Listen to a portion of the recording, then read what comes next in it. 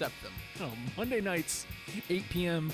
Good morning, you drunks. Only on our station, Radio Free Radio, RadioFradio.com. We promise we're not going to give you double middle fingers. RadioFradio.com. Hey, y'all, this is Ronnie Dale Martin Jr., and I gotta tell you, man, this Radio Free Radio thing is quite awesome. And since I spent all my money on steering wheel covers and Marlboros, I need you guys to donate $1 over at Patreon. That site is patreon.com/Radio Free Radio. If you ain't heard about it, you need to get on over there and give your $1. On RadioFradio.com. Take 16. It's the chocolate milk and waffle show. Yeah. Oh yeah, beautiful, beautiful. Let's get it on. Who are these guys? It's my theme music. Every good hero should have some. Welcome in, here on Radio for Radio, go tell a friend. Went to Maryland, Georgia, bring them in. We got so many things to talk about, so let's begin. Putting the highlight on local life on Thursdays, 8 at night. Hope you feeling alright, cause tonight we gon' get you right, yeah, show you right. We gon' laugh, joke, talk, rinse, repeat. We gon' keep it real chill, plus get deep. Ain't no topic off limits, no knock off a gimmick. 10 times out of 9, you'll be fine when we finish. We get talented, hard to get artists to target that audience. Talk accomplishments of those who get no acknowledgement. The studio be hot in the summertime, studio be cold in the winter. And know the chair a bit dusty, it be a throne we enter. Have a seat with us, chocolate milk and waffles, come and eat with us. 2 whole hours, turn your speakers up. And before we get it started, just repeat it. Thus is on chocolate milk and waffle show.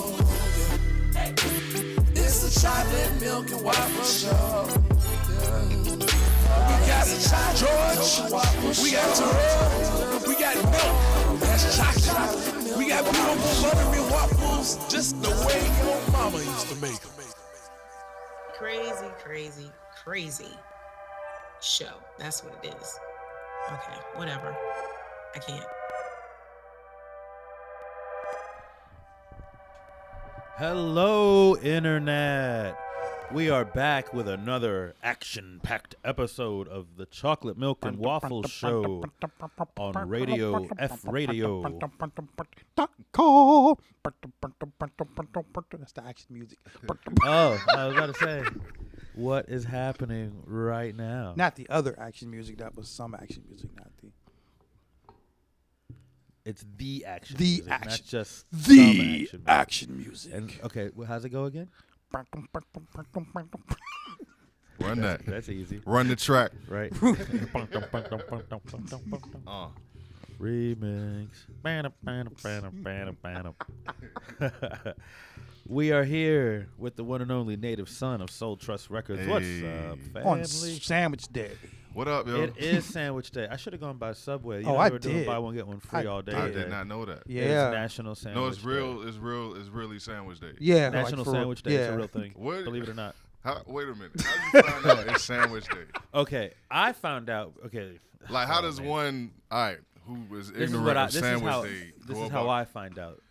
At work, we have this gigantic dry erase calendar, and every month we're supposed to like write in all these different things. I use a website called nationaldaycalendar.com, and it it breaks it down. It tells you what national day it is for every day of that year.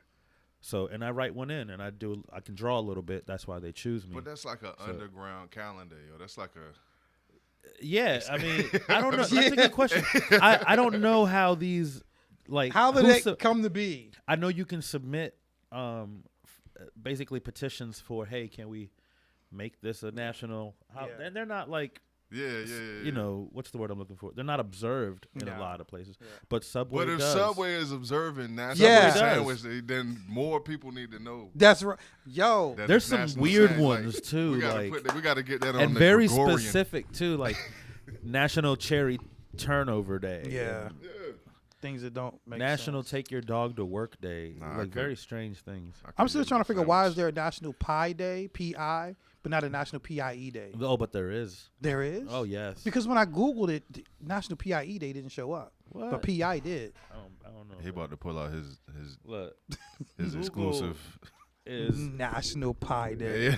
Google is like everything. I'm having a little bit of a hard time hearing myself in the headphones. But Because the voices are louder than normal. yes, and it's Monday, January 23rd. Yeah. You're What, welcome. Pie Day? Yeah. Yeah. He's looking like I'm trying to think of like the Like day I edible want. pie. Like I'm like, well, man, what day would I Well, like? Like, is Pi it- Day, P.I. is March 14th. Nah, I'm talking about PIE. Like the one that's January 23rd is. Yeah. I'm, You would think it'd be around Thanksgiving, right? I'm just gonna roll That would through. be I'm just smart. gonna roll through If you- Google one day and just. But put that's them all in because, my you know, calendar. Sweet Potato Day took over. So I want to. There's a sweet potato day? there's a everything day, I promise. I'm trying to figure mine out now. I'm like, man, what day do I want? Yo? What day? Hey, okay, yeah, that's a great question, callers. If you could declare a national holiday of any kind, what would it be and why? Call in with your responses on 757-848-5920. One more time, the number to call in is 757-848-5920. What national holiday would you like to have put on the national That's calendar? crazy. Yeah, you gotta give me. I some would, of time. course, you know, I would say National Chocolate Milk Day, but that exists. See, Yes, it does. There's like on, one yo. for almost everything. I already like- know I already know it's a waffle day. It's got. Yes. Oh yeah, there is. Yeah, it was last month, I believe. All right, hold up. Yeah. I want man. This is gonna be easy. I want slushy. Is it a national slushy day? I guarantee like there slushy. is. Not Seven. smoothie, but slushy. I don't like Let's- milky. I know there's a Very Slurpee. specific, right? Yeah, yeah, All let's slushy. see. National slush. It's slushy with a Y or two E's. Wait, you know what? It automatically popped up. Slurpee is that's they It got that. automatically That's like- popped up with a Y. National Slushy Day. There we go. What day we got? Oh wait, no, it just gave me National Slurpee Day, which is 7-Eleven. Yeah. Nah, I don't want that. I don't want Slurpee. Yeah, I want Nah. slushy.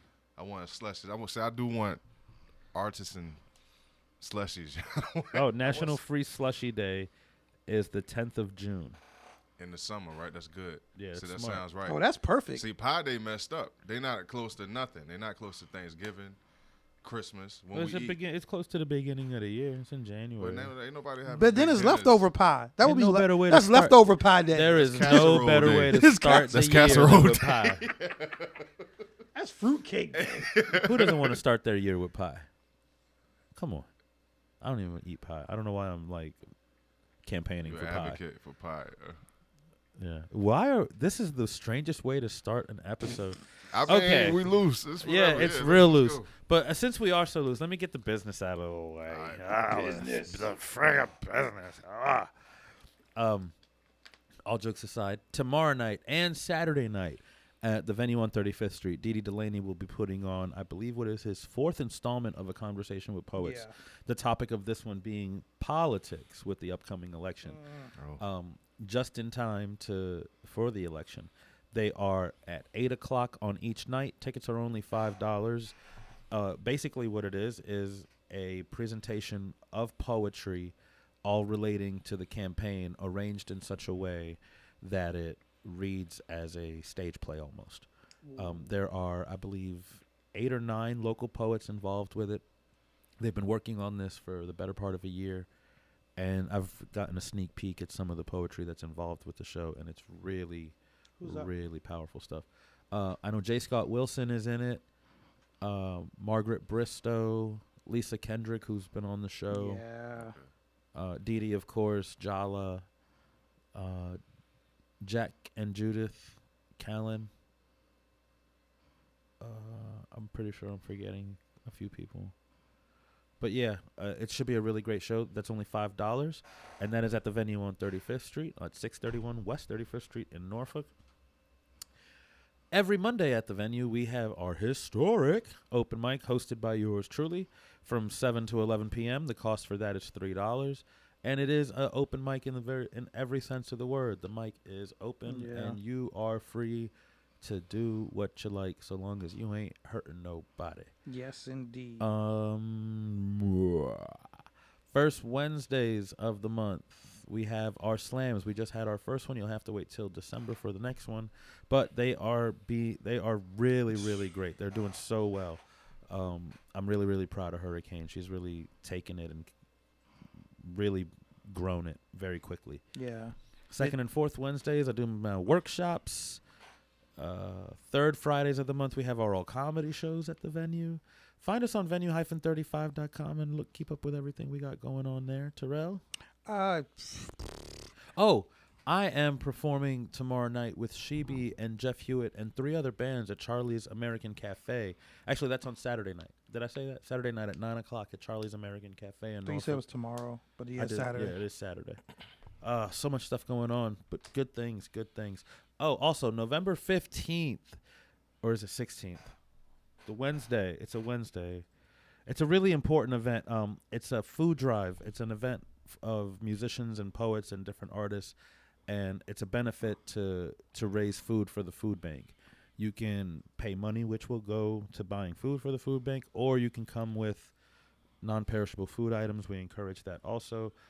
Let me make sure I know exactly what day that is before I... Okay. While he's looking that up, I don't have nothing. It's the 16th. 16th? Okay. Yeah. Marquita has a couple of things in the works over at Bala Fusion.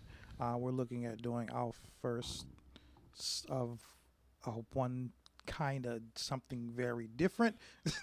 Just go to Bali Fusion, www.BAILAfusion.com, and that will give you the month's calendar for November.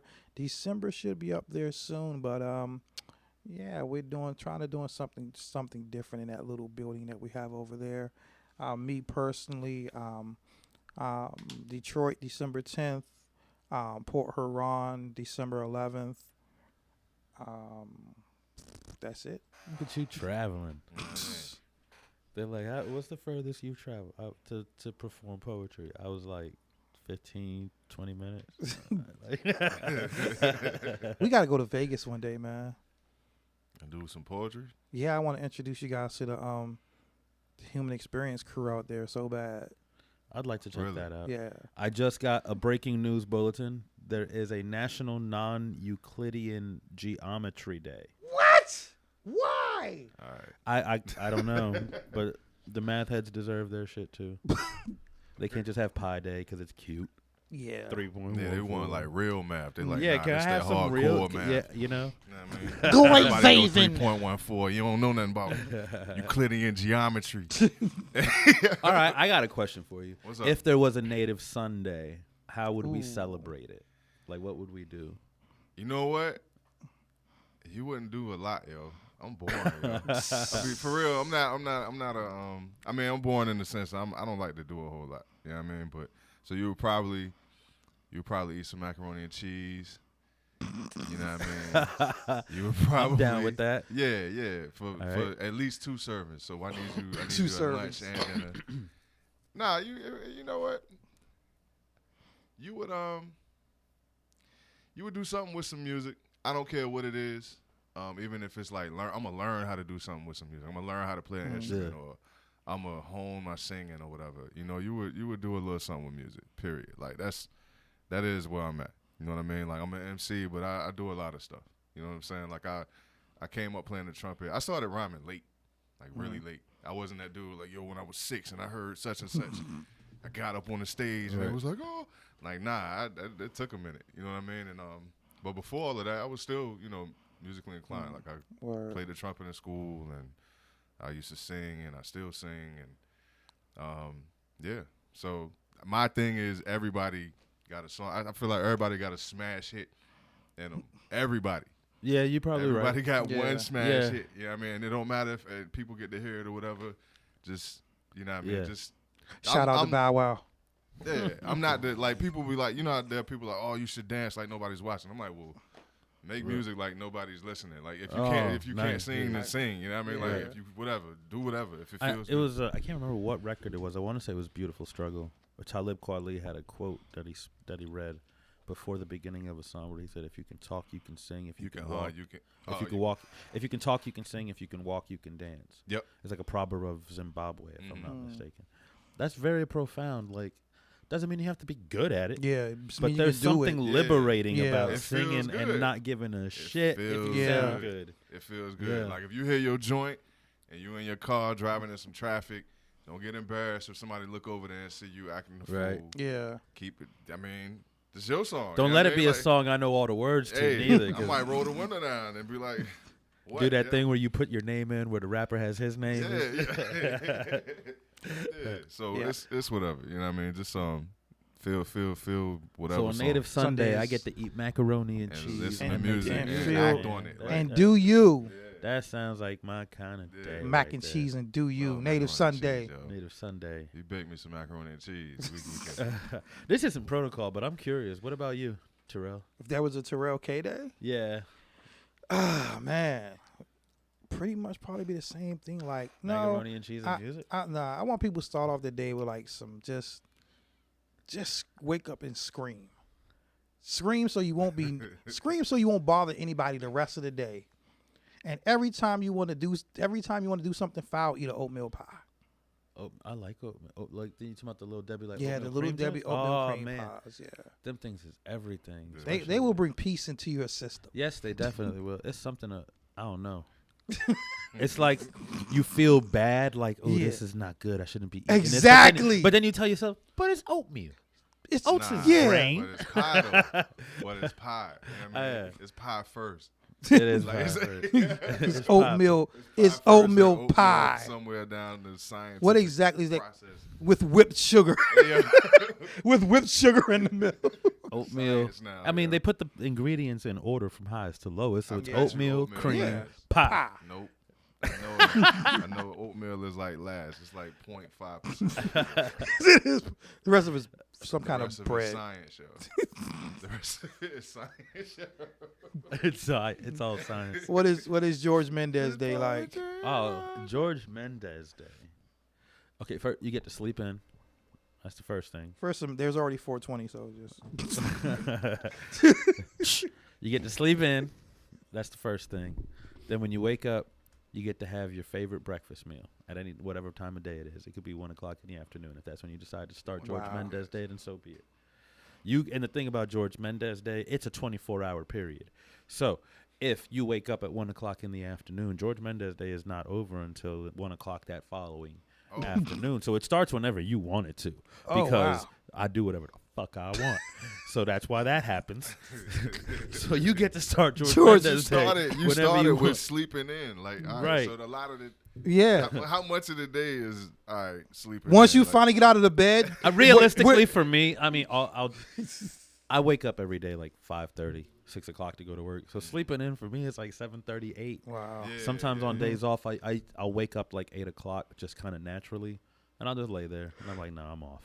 And I ain't been off in a minute. And then that usually turns into like 10:30, 11 o'clock. Nah, I got you. I mean, not that anybody in the listening area cares a damn about my sleeping patterns, but the point is, George Mendez Day, you get to sleep in. Yeah. You wake up and have your favorite breakfast. when you feel like it. And then you do things. That sound like You one, have to do something that you've always wanted to do and you've never done. that sound like That's one of what I those want. days where IHOP should give mandatory free meals away Yeah, maybe you should get a free meal on George On Mendez. George Yeah. Mendez Day? on George Mendez Day. There's got to be a National Breakfast Day on your calendar, yo. We about to See, exactly- now I'm about to start approaching restaurants. I know, Look, right? It's National Subway- Breakfast look Day. what Subway is doing for me on Sandwich Day. What you got? What you got on my breakfast? I don't know What you got, right, what you got on my breakfast. yo? What you I want some waffles and chocolate milk. Ah, you see what y'all see what I did? Yep. See what you did. That's See what what's you did. He's looking it up. It's that's not right. Hold on. What's that music? Give him some look it up music. Boom, boom, boom, boom, boom, boom, boom. Now you biting. Boom, Yeah, boom, that's Jeopardy. boom. I want that Terrell. What was that Oh, you want? music you What was doing? that? Oh, That Rigid D yeah, original. he's the composer of that. I can't even. Yeah, you pretend looking. to- You do, he's supposed to. You looking up, but he on sound. This is a new one. Looking Looking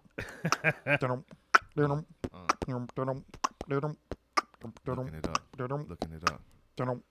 Searching in the menu. Looking it up. Looking it up. I'm having a hard time finding. I'm it. searching in the menu. I can't find what I'm looking for. Oh, it's March 17th, March has a lot of stuff going on. Yeah. and they gave last year or this year, McDonald's gave away 100,000 egg McMuffins. Listen, I might want they're an egg trying to kill McMuffin. people, yo. I want. Want a real breakfast? Yeah, no, but I mean, what are you gonna do? Egg McMuffin. Just don't eat there. I mean, just don't go. I can see if Chick-fil-A participated in it. This is real. Like I'm really about to start running up on like I my wonder how favorite you. establishments. We should. We Look, should man. have like. We should come up with the most obscure thing we can think of and then submit it. Yeah. And see how far along the process we can get it. Sign off some petitions. Flaming Rice Pudding Day. National Purple Toned Captain America Suit Day. Yeah. The most. Just let's get weird with it. Right. National Charlie Brown Frozen Sweater Day. National Frozen Boomerang Day. Frozen Boomerang. Frozen Boomerang. Like a shuriken. Shuriken. That's funny. Fine Ryu. What? Haryukin. Haryukin. Fine Ryu. That's Yo, why we just dumbing out today? Yeah, I'm Our guest enjoying the today. vibe. Yes. That's all I wanted, yo. I've been popping up. I've been encroaching on people's shows. Now I get my time in front of them. Like, Yeah. Yeah. All right, we are here with Native Son MC Elite. Let us know a Of little Soul bit about Trust yourself. Records. Yeah. All right. I'm Native Son. I'm from Norfolk originally. I'm living in Virginia Beach right now. Like I'll say that like this far. Like yo, I'm in Chicago. I'm originally from, Right. Like I'm from here. You know, I'm born and raised. You know, a lot of this is military time, so nobody's from here. But one of the first. Yeah, born and raised here, man. You know, member of Soul Trust Records, member of the Order of Solar Flare Natives, member of the Universal Solar Flare Chapter, Zulu Nation Chapter 30. You know, I've been around for a minute, but I'm quiet. Yeah, I mean, I'm not that. Again, I'm not that dude. So I'm not. I wish I had a person like a team. Yeah, I mean, get out there and tell them about my album and this and that. Like I wish I had that, but you know, yeah, I'm MC. Yeah, there's a reason artists have publicists, man. Like I think that's actually kind of the general rule. Like artists have a hard time promoting I ain't got themselves. publicists' money. You know what I mean? Like, Yeah. So, No, I feel you, yeah. but I think that might be part of it. Like we have a hard time promoting ourselves. Yeah. Oh shit, there you go. What we got? Well, we'll let him we get got a that. But caller? before we put them on the line, go ahead and finish what you were saying now. Yeah, you know, You have a project out, correct? I do. I have All a right. project out. Native Faces with my joint is producer, dope. Sino Face. Together, Yes. he's Sino Face and Native Son together with Native Face. The project is called Native Faces. Yeah, I'm more of an everyman MC. I got it on vinyl. You can get it at soultrustrecords.com. That'll take you to Bandcamp. I think at this point we're on Google Play now. You can buy it up there. You know, because nice. it's funny. Like I got vinyl because I like vinyl. Right. And a lot of people are like, oh, you got vinyl. You official now. You got vinyl. But then they get the vinyl. I'm like, man, I ain't got no record player. And I'm like, well, that's what Bandcamp and all of that is for. Right. And That's what I so did. they start, we ain't got no CDs. I'm like, well, nah, I got vinyl. Mm-hmm. And then you can do what you got to do, you know what I mean, digitally. So, yeah, that's how we have a project. I have a project coming out with the Rubber People. Together we are. Oh. Yeah, we're the Blacks. The same guy. Shout out to Gorilla Glock, my man in France. Surgeon Records. He is the person that did the press and they got the press and the distribution for the Native Faces project, and he sent me some tracks and was like, let's do another one. So I said, well, I can do what I want with it, right? And he was like, yeah. So I said, let me bring some cats in. And I sent him some of their music so he could see what they sounded like, because I don't want to be like, I'm gonna put some people on your song, Yeah. and then you don't have any idea who it is and this, what they sound. I want you to at least like Right. what I'm bringing to the table. So he, of course, he liked it because they're dope. Right. Yes. And we've known each other forever. Like me, Fast and Nove go way back, like Mount Gilead Baptist Church, like Sunday school. Wow. Like me and Old Nova around the school. same age. Fast is a little older. We all went to Lake Taylor, all went to the same high school. But I didn't really start kicking it with them until way after the fact. But we just known it. But when it's like, oh yeah, you, hey, what's up, man? Yeah. We just been around. You know what I mean? So, but yeah, that project it's completed on our end because he's a DJ first, and a lot of times he'll get, he sent me the tracks. He was like, look, when you get them back, they'll probably sound completely different. And the couple that I've heard so far, no, true to form, they are completely different than what we sent over there, which makes it fun. Because what we do with it, we already like it. Like, oh, we're satisfied with this. This is dope. And then to get it back and to have it be like a completely new thing is something else. You know what I mean? New in what sense? The track will be completely different. Yeah. Like the beat will be completely different. It might be arranged differently. Where we may have had a hook. Again, he's a DJ. He might be scratching in whatever. It's dope. Like I've never worked like that with anyone before. It's usually been kind of like, all right, That's cool that even at that level, the engineer and the person doing the mixing gets to put their input into it. Yeah, because you have a lot of people like, okay, you recorded it, it's done, give me my money. Yeah. So Pay me. It's good to have them. And then that's how we got a small, for what it's worth, a little overseas presence, and that's dope. That was an accomplishment. Like I never expected to get to this point. You know what I mean? Like I actually almost didn't do it. You know what I'm saying? But so to have it completed and done, like if I say, I'm gonna put a project out, I don't want to just burn some CDs and hand them out. Right. Yeah. Which that's a thing too. Good for you. Yeah. You know what I mean? Like do what you got to do, but to have it to be that official, you know what I mean? Like, means a lot to me. So yeah, that's coming out. It should probably be back by spring or summer of next year. There are a couple tracks out already, so the videos are up for him. Where he's done like kind of raw. I'm gonna just piece together some images and Yeah. whatever.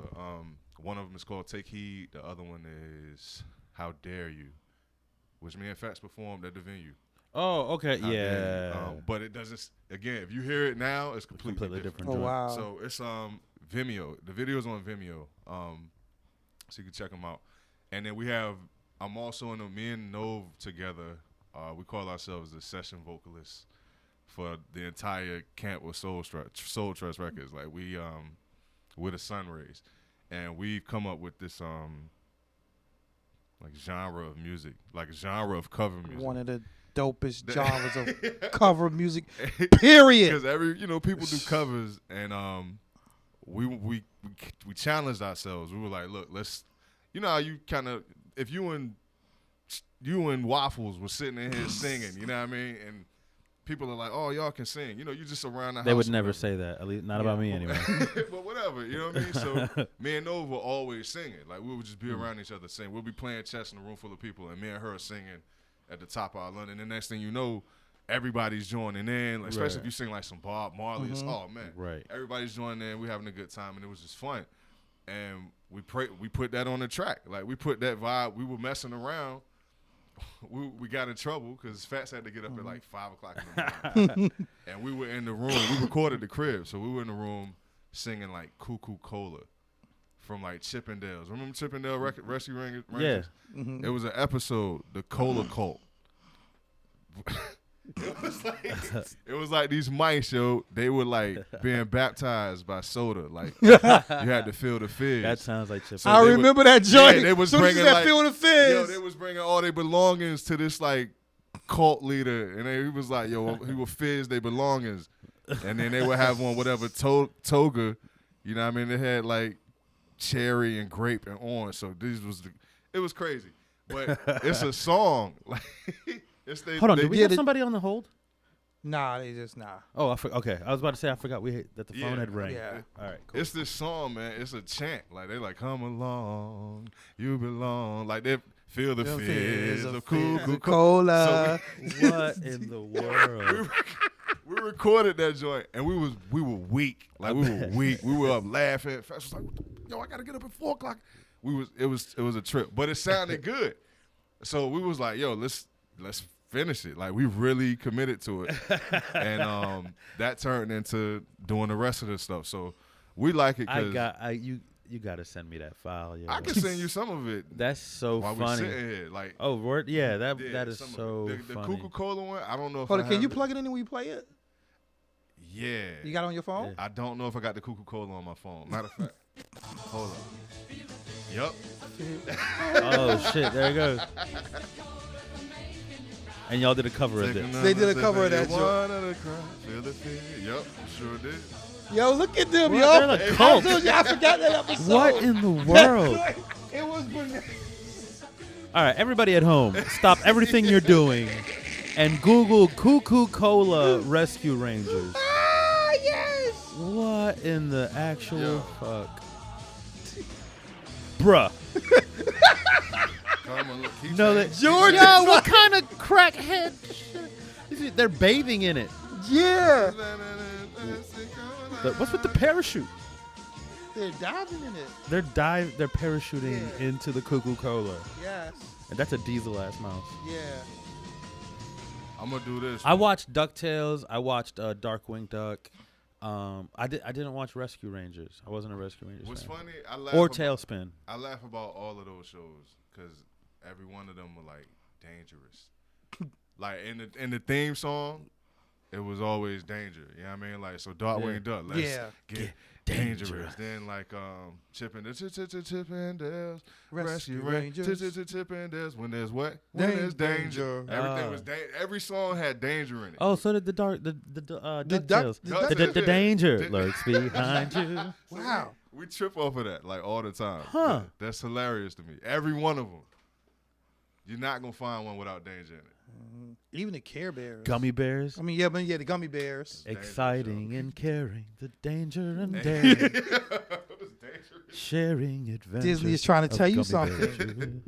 Disney is trying to tell you something. There's The mouse is dangerous. Run for your lives, children. danger in that Disney.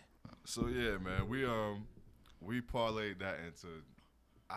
I like how don't have- in-house y'all are. Like, I love it. y'all can handle everything y'all need to do right at Soul Trust. Mhm. Everybody Yeah. has multiple functions. Y'all are in multiple Yep. groups with each other. Yeah. Yep. Like, The key. it's very Nove is the reminiscent Nove of is the Woo. linchpin. Nove is the Nove does a lot. Like we're trying to find ways to kind of relieve her of some of that. Like Nove does a whole lot. Yeah. Like most of the time when you see flyers and Yeah, it's all her. Yeah. Nove does a lot of stuff. And we, everybody tries to hold their weight. You know what I mean? We all bring something to the table, especially musically. Like everybody, Right. we got our own lane. You know what I mean? And yeah. But together, me and her was silly, man. So that coconut stuff is great. You know what I mean? Yeah, Like it's- Terrell has heard Yeah. some of it. If we get like a break, I don't know, y'all got sponsors or whatever. If we, I can call her and see if I can get her to send the Coca-Cola. I don't have it. I have some of the other stuff that I can send to you or plug in and play. we do at some point have to take a break, but Yeah. we'll do that at the See? top of the hour. Boom. So yeah, you know what I mean? Like, and it just, we did some. What the else have stuff- you covered? There we go. The stuff we choose to pick or we choose is what I think makes it dope. We got some D'Angelo. What's D'Angelo's song? Is it Devil's Pie? Oh, that's a we dope did track. we did Little Dragon, Oh, that is my joint. Little Man. I don't know if I know Little Dragon. Love yo. If you Doom, don't, doom, doom, doom, I love Little Dragon. Yeah, that's doom, yeah. We did Forever. doom, doom, doom, Yeah. doom, doom, doom. We did Little Dragon. We love Little because Nove and Yukimi's voices are very Yeah. Yeah. When I heard Nove doing You Can Me, I was like, Yo, I bugged. I was like, hold up. I'm gonna tell you, I literally paused, took the link and sent it to my brother. I'm like, yeah, you gotta listen to this right now. Yo, Out man. right now. Nah, And- Nove can sing. Like, Yeah. Nove, and it surprised us because like both She of is us like incredibly talented. Yeah. Like she doing this, we both kind of it's like, oh wait a minute, I got a little range or something. Like we've gotten better with it, and but Nove is like me listening to her, I'm like, man, like your voice is beautiful. Like her voice is beautiful, and it's weird. We're like, if you ever hear like any like old Donald Byrd, like any jazz songs where they have like this woman with this heavenly voice, like if you know the song You and Music or I Hear Music, there's this woman, she's singing, her voice is so pretty, and then there's this dude, like the duet would be with this dude that just sounds like an alley cat, you know what I mean? Like, To the alley cat. like she'll be, "Ooh," you know what I mean? And he goes, "What are you doing?" Like his voice is all, but it works, you know what I mean? Yeah. Like it's kind of like that sometimes. the but contrast. but I give myself a little more credit than that. So is that you on Bandoleros? That's me on Okay, I was Bandolero. trying to figure out. I was just like, Yeah, any genre. We did reggae. We did Pinches, Bandolero. We did what's the joint? The Human League. Don't You Want Me. We did. Wow, we've done Most Def. What Most Def track did you do? Bed-Stuy Parade and Funeral March for Fighters and Lovers. I do have that. Yo, I do have we that. got to hear that. Yeah, I got that one. We got to hear. You got to plug that in. And let us hear that. What else? I got we did some of them we've done, and we've done enough now to where okay, that project is done. But we're kind of deciding what to put, we have enough to be like, okay, we don't have to do this. We can do this. Yeah. We can keep this. The biggest thing with it, we're trying to figure out how to do it live. If we can do that, I think we might. How are you doing the music? Are you just taking the instrumentals? Oh, it ain't even instrumentals, son. Oh, word? It's like a I gotta hear something. Yeah, okay. So what makes it coconut music is the tracks. We recreate the beat as best we can, and in some cases we take liberties and just don't do it at all. Like we'll do something completely different, but we do it with no instruments. The only instruments we can do it with are your mouth or anything around the house. So like we call it coconut music because we had these hollowed out like coconut shells, that we were using for like cups or whatever, and some Mardi Gras beads, and we were kind of beating on the table with it, and it sounded so. Beating on the table is included. Table dope. drums or whatever. So stuff you like again, like if me and you were in here right now, and what's that Aaliyah song? When I was in school and in the lunchroom, like everybody beating on the table and the whole lunchroom was singing. Yeah, it's kind of like that. Girl. Yeah. Known as I give me goosebumps. Yeah. So Tim's little whack ass verse. He tried. Yo, and like, you know what was funny to me? Like, people always accuse Timbaland of getting a ghostwriter. And I'm like, if he had a ghostwriter, it would be a lot better. Like, I guarantee he's writing that garbage. Hey. That's why it sounds like that. Diddy had one. He was so, a producer. He was a producer. He was a He producer. had multiple. I remember there was one verse. Diddy Pharoah had tons. Monch wrote one of them joints. I was like, man, that's A Puff verse? Yes. Yeah. Oh. Yes, and it was sweet because Pharoah Monch wrote it. Right. You know what I mean? But whatever. Yeah. So we we beat on tables, man, and just like sometimes we'll recreate some strings with our mouths, like just. It's I can see why that would be difficult live, unless you looped every sound into pedals. We would have to literally make it, loop it, Have you ever watched Reggie Watts? Yes. Yeah. You need to start do some Reggie Watts. Get a setup like him. I'm sure y'all can do Yep. it. Get a Reggie Watts setup, you're good. Yep. Yeah, because that would visually that would be dope. Like Man. to see people break out coconuts and like spoons and just random household items, and you're like, don't tell nobody what you're doing at all. Just start setting up, and people can be like, "What are they doing?" We said what's we were like, coconut? Look, our pinnacle. If we get like when we reach the top, we'll do like a tiny desk. I love tiny that desk joint. concerts are dope. I love that. We were like, let's make our own. Let's do like small table, like whatever corner space. Yeah. But it's we're trying to figure out. We're brainstorming how to do it, to where it's comfortable and it's easy to present. But yeah, if the hip hop is there, like we can all rhyme. Like it's like that. Like in fact, we've been rhyming for a long time. I may have started late, but I've been rhyming now over 10, 15 years maybe, and we can rhyme. Like we nice. Right. Yeah. There's a lot of cats out here that can rhyme though. Like it's So that's you need not that we were trying to what can we do to separate ourselves, but this is what separates us. You know what I mean? Like from other crews. Like this is our thing. Like when it's a different vibe altogether. You know what I mean? Like, and this is something that nobody I can think of is doing. So we were like, hey, let's I definitely don't think anybody's doing that. That's so creative. Where we at on time? It's like 8:50, but I want to ask a question before. Go for it. What's up? George and I have heard this answer before, but for somebody who's listening may never heard you. How is it you got into rapping so late?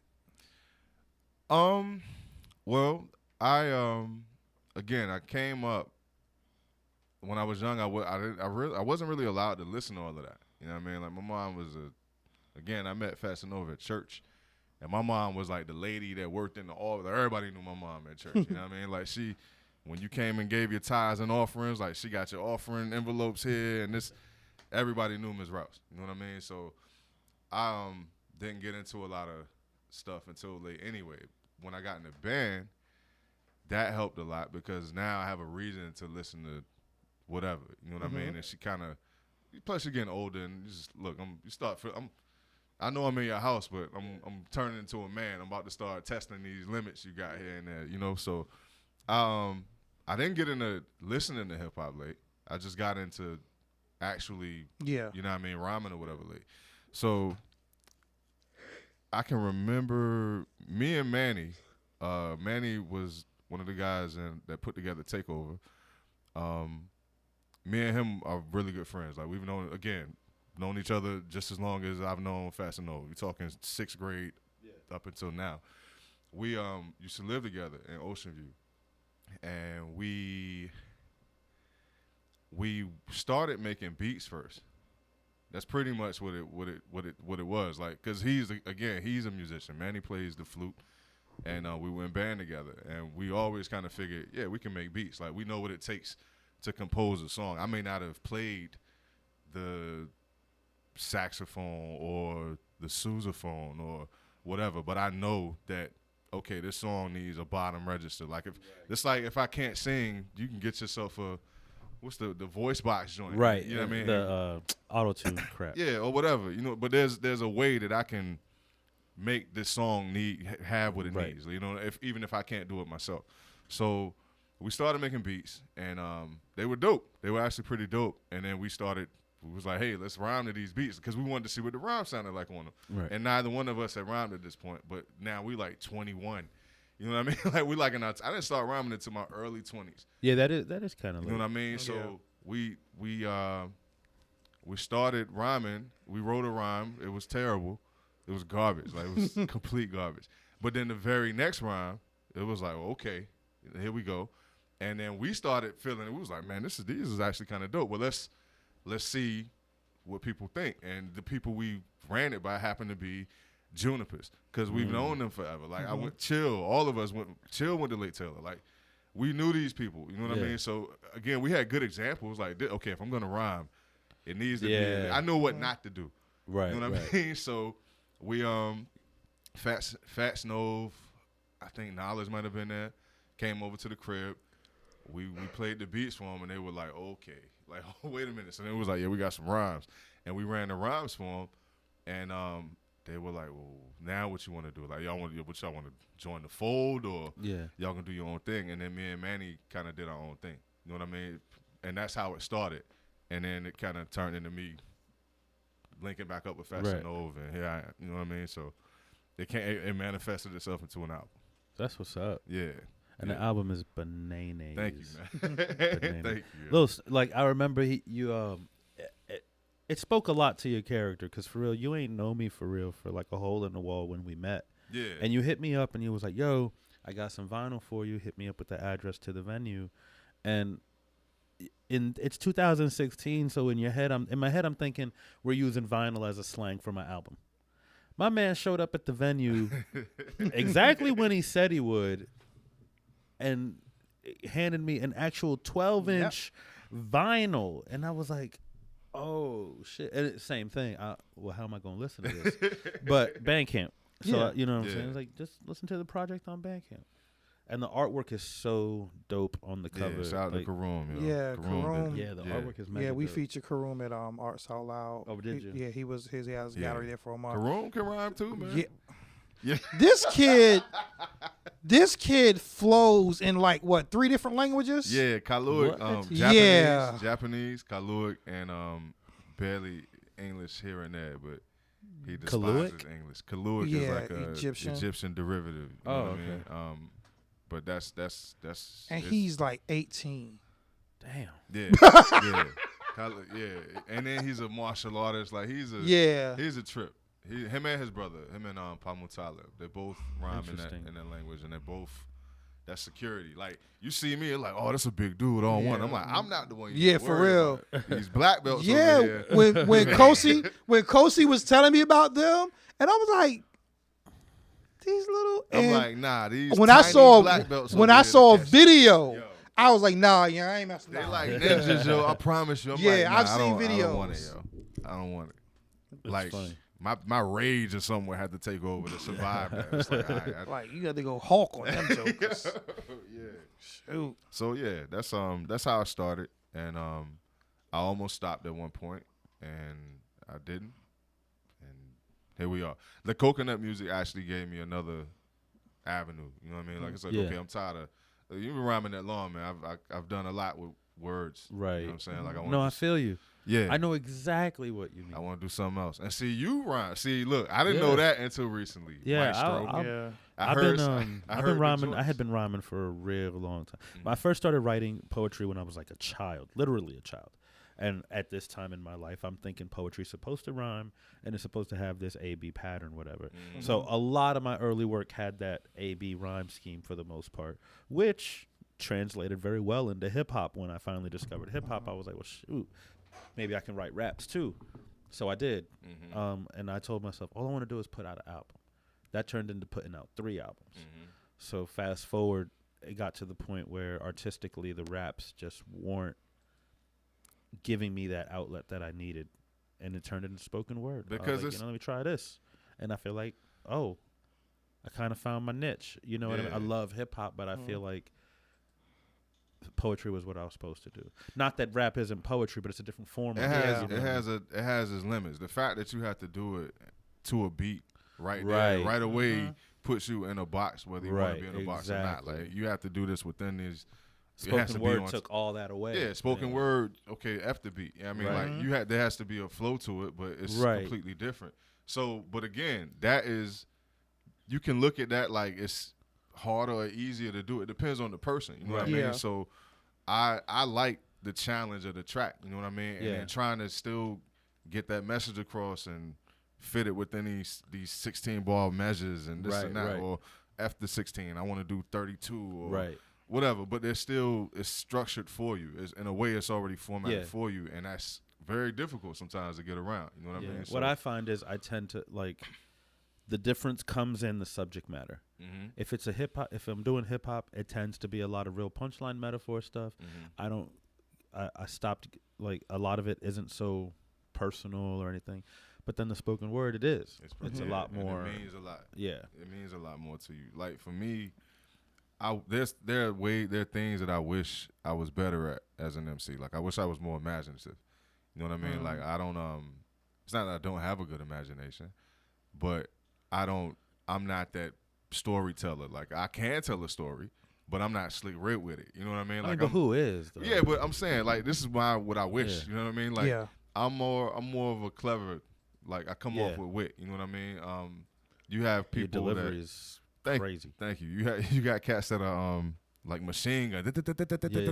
You know, it is in that. I'm in my own pocket, but I wish I were more imaginative.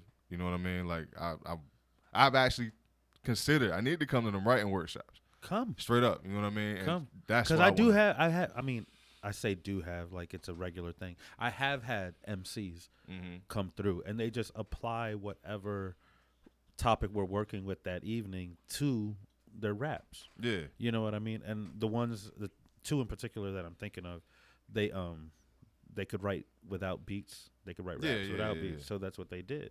And then later on turned it into something. But they both said they ended up writing raps about stuff they would have never thought to write a rap about before. Like, you have to make it mean something to you. You know what I mean? So my subject matter is, I would like to think, it's on the up and up. You know what I mean? But even still, like, there's something else that pulls. Like, there's something else that pulls at me. So, you know how Andre 3000 just kind of just stopped rhyming and was just sing, and everybody's very upset about that. Not everybody. There are people that, because I like, you know, the Love Below and all of his, you know, singing or what. I like it. You know, it's dope. But I also want him to rhyme, and I'm like, well, when he shows back, because he's rhymed since then on the end of that album, he's done a couple features here and there where he spits. The Idlewild joint, you know, this and that. So, but people get very upset with it. And I'm like, well, he's the artist. You know what I mean? Like, he needs to do what he needs to do to continue to make art. You know what I mean? Like, and it's not always for you. You know what I mean? Like, so if he wants to sing, let the man sing. You know what I mean? Like, because that's probably what feels best to him right now. That's what he wants to do. And I'm not gonna let you. You're gonna get the best art out of a person that way too if you just let them do them. I'm not gonna let you tell me what I can and can't do. Whether you like what I was doing before and you hate what I'm doing afterwards, I'm not gonna allow you to tell me what I can and can't do. At least you genuine. Yeah. So it is what it is. It's one thing. I'm like, well, if you're always that person, if you've been singing forever and this and that, then come out with that right away. Do as much as you can early so people know, what to expect. Right. And, it is what it is. It's, if you want to dance around for people, but if you don't, do you, and just do you. There you have it. That's how you get the good product. On that note, we are going to take our break. You have been listening to the Chocolate Milk and Waffle Show on Radio F Radio. Boop, boop, boop. She only calls when she's in between things she deems of more importance than a girl's dream of maybe he's the one. Odds like that to her were always slim to none. And look what we become as a result, nothing. The years fly by, all I hit is an occasional high. And I'm sorry, and I'll try harder, but she never does, so I'm like, why bother? I guess that's just what the world taught her. You don't need a man, do your thing, be your doctor. I never knocked her, I never hawked her, ever. I always thought that we'd be hella proper together, but guess I'm just naive. I'm sure she always had a man that was just not me, and I was just Mr. Always on the side, Mr. High. He's a nice guy, needs to get a line. She ain't got time for love. She ain't got time to love. No, she don't got time to love. I said she don't take time to love. The further we're apart, the closer that we become. But when she's in town, she might as well be on the sun or the moon. She got her night and day kind of moods, better yet. It's like she's in a hot air balloon, floating far enough away that I cannot touch her, yet close enough to see her courted by another. Story of my life, untypical situations. I cannot deal with habitual indignation. I'm not perfect, but I'm even further from worthless. If you just took the time to look beneath the surface and see that real truth in its essence cannot be conveyed through a text message or email. You can say you mean well and never show it. The same man you see today as a broke poet could rise up to become the next Leo Cohen. I guess I'm better off on my own then. She ain't got time for love. She ain't got time to love. No, she don't got time to love. I said she don't take time to love.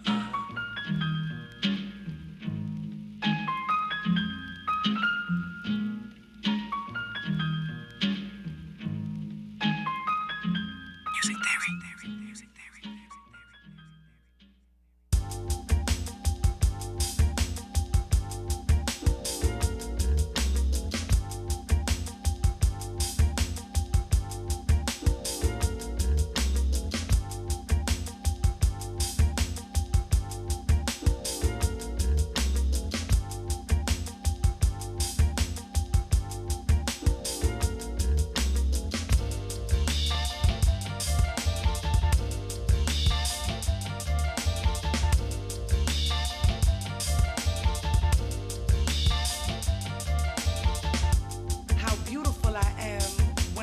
What is me?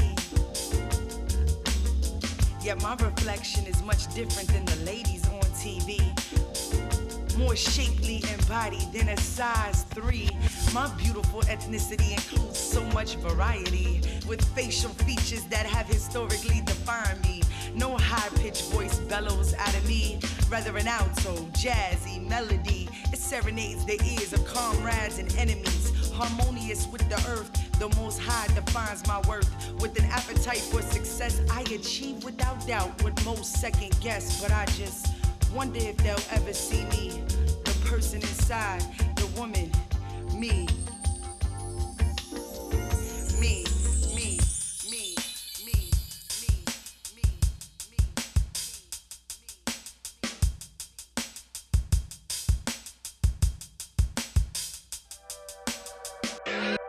Take 16. It's the Chocolate Milk and Waffle Show. Yeah. Oh, yeah. Beautiful. Beautiful. Let's get it on. Who are these guys? It's my theme music. Every good hero should have some. Welcome in, here on Radio for Radio, go tell a friend. Went to Maryland, Georgia, bring them in. We got so many things to talk about, so let's begin. Putting the highlight on local life on Thursdays, 8 at night. Hope you feeling alright, cause tonight we gon' get you right, yeah, show you right.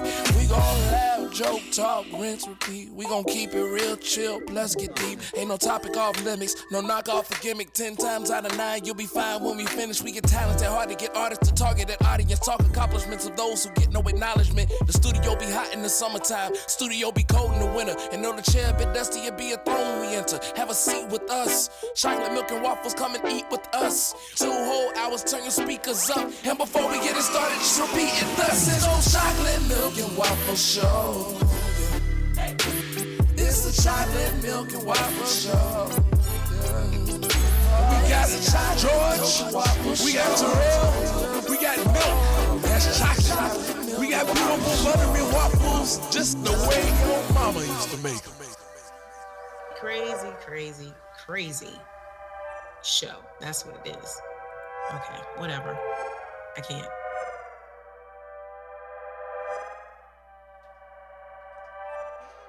And we're back. You are listening to the Chocolate Milk and Waffle Show on Radio F Radio. .com, and I got a sugar rush. You got a sugar rush? Yeah. We are here with Native All Son. the sugar. And we have been talking National Day holidays, sugar rushes, macaroni and hip hop, cheese. mac cheese, and coconut music. Hey. And speaking of coconut music, we have an example of you and Nova doing some coconut music. Yeah, man. Why don't you intro this and we'll go ahead and play that joint. All right, this is coconut music. This is Bed-Stuy Parade and Funeral March. Nova may kill me because this is probably rough, but it doesn't matter. I'm gonna have a good time and just deal with the consequences. All right. I think she could kill you too. She might. No, be with Karoom and them, man. She be training, yo. All right, I'm gonna run. Y'all ready? Yeah. Boom. Alright, let's turn the drums up. Turn my vocals up too. I hear myself a little more. Yeah. More.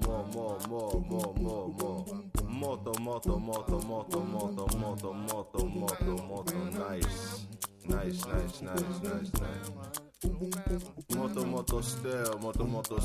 Moto style. Yeah. Nice. Good.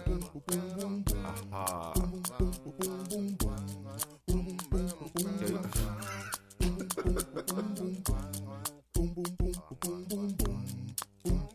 Yeah.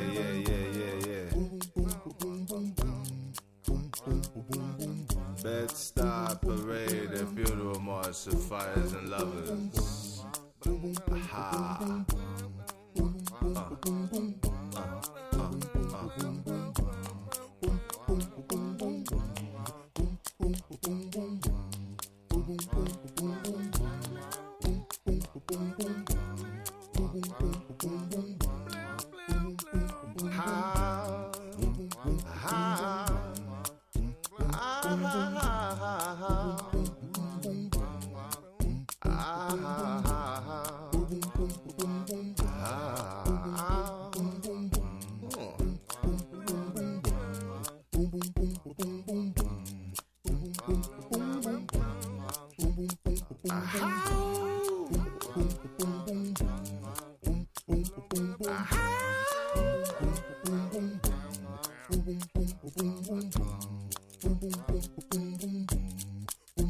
I can't stand you, I just love you. I got something to give you, but I don't want to. The one I wanna be close to, but I can't trust you. As far as I can see you, I can't see good, cause you keep me crying.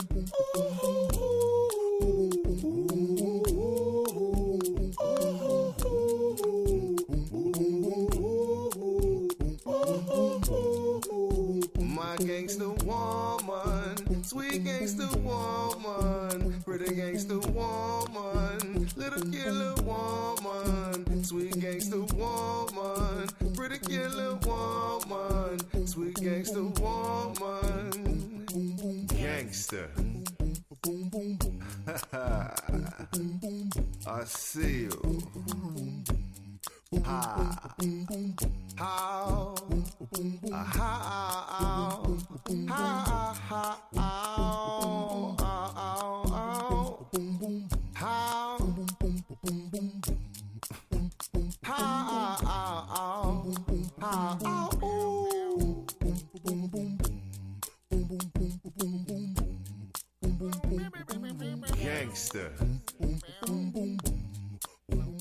Gangster.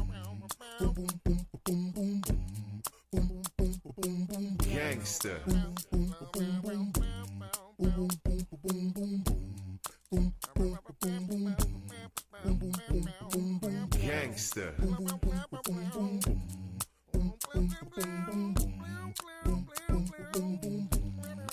I could listen to the joint all night. We got this radio show to do. That is so dope. Appreciate that, man. Coconut Music by, what's the name of, what is it, you and Nova together? The Sun Rays. The Sun Rays. R-A-Z-E. The Rays. R-A-Z-E. The Rays. Yeah, man. Bruh, that was so fire. You were them whoppers up tonight, bruh. I look over at Terrell, he's like, that was embarrassing. So how many tracks roughly do you think? What was embarrassing? That's something we haven't. Not many people know about that. Man, that was fire. That was so dope. I loved it. I love it. Love it. I was vibing. Yo, let him be the forever joint, man. All right, I run it. All right, let me run that because Nova's singing hard on that. All right, and then I got some of the black stuff too. If y'all want to do that, the new stuff that me and Nova. Yeah. Like if y'all want to, you want me to run music, whatever you want to play. Yeah, for sure. I got it. Hold up. We got plenty of time to chit chat too in between. We kicking it tonight. You are in the clubhouse with chocolate milk and waffles. Boom. Oh, also go to our Patreon list. Oh yeah, while we're doing this, go ahead, Terrell. Tell them about the Patreon. I don't know about I'm eating Whoppers. All right. So Radio Free Radio has a Patreon because we rely on you guys to keep us going. Yeah. So any donations that you could make would be greatly, greatly, greatly appreciated. Justin, a little more details on that? For as little as $1 a month, you help us pay our bills. Basically. And you know, that's really all we're looking for out of the Patreon. But if you got a little deeper pockets, $20 for a shirt, go to radiofradio.com/shop. $20 gets you a double middle finger shirt. The first 20 are... Look at that. See? Boom. Put Just a dollar. that easy. Just that easy. Dropping dollars. It's like tabbed in. Yeah. But Domino. $20 gets you a shirt, and the first run are on their way. They're at the print, so they'll be here soon. So, also find Radio Free Radio on Facebook. Also follow the Radio Free Radio webpage and download the Radio Free Radio app to keep in contact with everything we're doing. There's also a YouTube channel which we are broadcasting live on now. So if you're watching as we speak, don't be that asshole that says, "I know about the YouTube channel." Yeah. You don't have to tell me about the YouTube channel. But we are here with Native Son, and we rocking out to some coconut music. Yeah. I'm ready too. I'm willing to say this is the first radio station that's ever played coconut music. Yeah. Boom, we breaking ground in the clubhouse. You know, we had our show. What was the name of it? Whoa, hold up. Uh-oh. Rubber People Radio. There we go. On Spreaker.com. Yeah. We played a couple there. You know what I mean? Where can people listen to your show? One more time. Spreaker.com, Rubber People Radio. There's a lot of episodes that are still up. And what it was like a local highlight. You know what I mean? Okay. all of it is local music. All of it is music with cats from that are at least here. Even if you may hear like some Pusha T or something, but he's from here. You know what I mean? Like everything is homegrown. And I think there's a few on SoundCloud too. Yeah, there's a couple of them on SoundCloud. Like we kind of like teasing it, and Yeah. we get a really good response from it. Like people lose their minds when we play it, and part of it we're trying to gauge it because some of it is like, oh man, I ain't know y'all sang. Like nobody knows me and know sing, and so when they hear that, it's the shock of that. Yeah. But if you didn't know us in the first place and you hear it, it's like, okay, well now I want to see if it's just really good. So we're kind of teasing it, but I'm ready with the next joint. You Let's know what play I mean? it. All right, here we go. What's it called, real quick? This one is Forever. This is my joint. Little Dragon cover. This is my joint. This joint fire. I love this joint.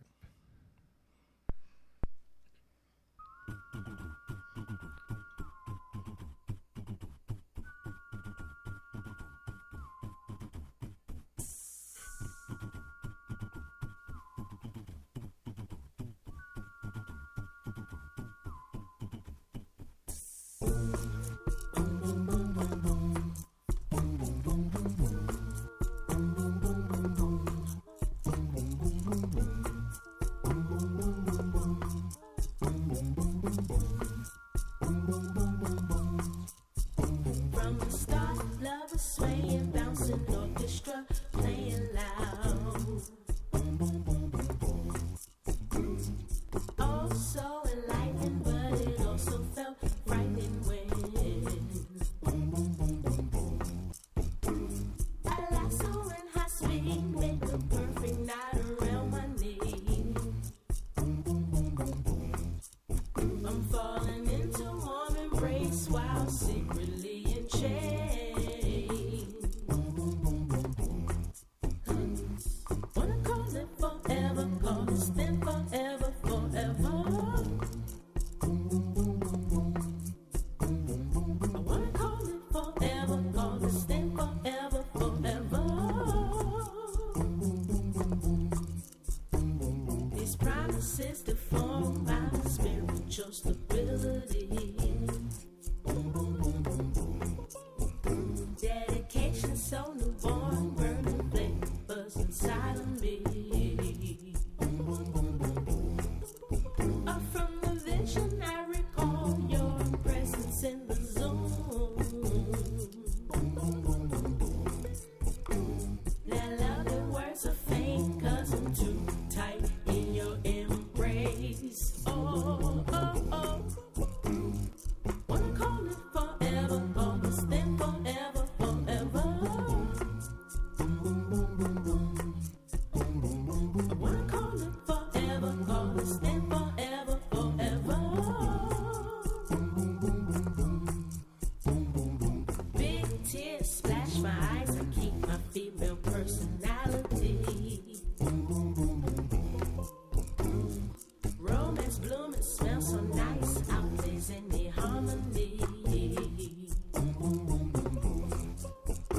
Oh, I'm floating upstream and my knees are shaking. So as we sway, orchestra play. Oh, I hope we make it. I hope we do, 'cause I wanna call it forever, call this thing forever, forever. I wanna call it forever, call this thing forever, forever. I wanna call it forever, call this thing forever, forever. Wanna call it forever, call this thing forever, forever.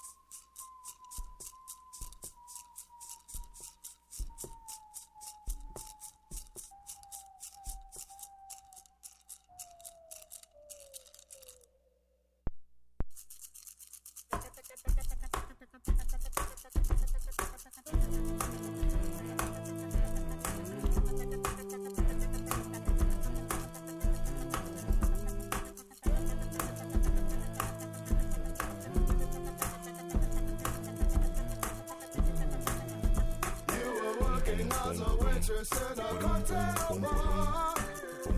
When I met you, I picked you out, I shook you up and turned you around. Turned you into someone new. Now 5 years later on, you got the world at your feet. Success has been so easy for you. But don't forget it's me who put you where you are now. And I can put you back down too. Don't you want me? You know I can't believe it when I hear that you won't see me.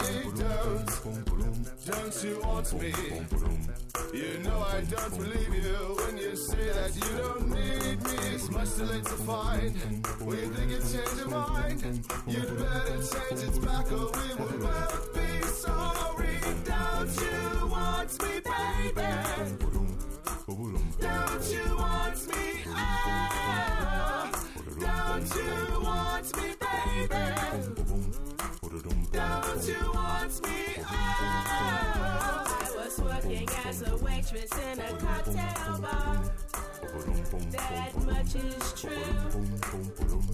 But even then I knew I'd find a much better place, either with or without you. For 5 years we have been such good times. I still love you. But now I think it's time I live my life on my own. I guess it's just what I must do. Don't you want me? You know I can't believe it when I hear that you won't see me. Don't you want me? You know I don't believe you when you say that you don't need me. It's much too late to find. When you think you change your mind, you'd better change it back or we will both be sorry. Don't you want me, baby? Don't you want me? Ah.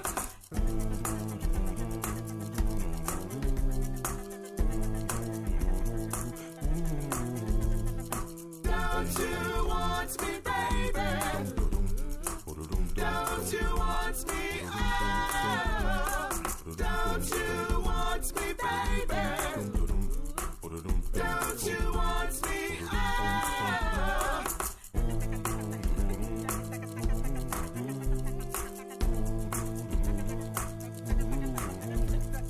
Don't you want me, baby? Don't you want me? Ah.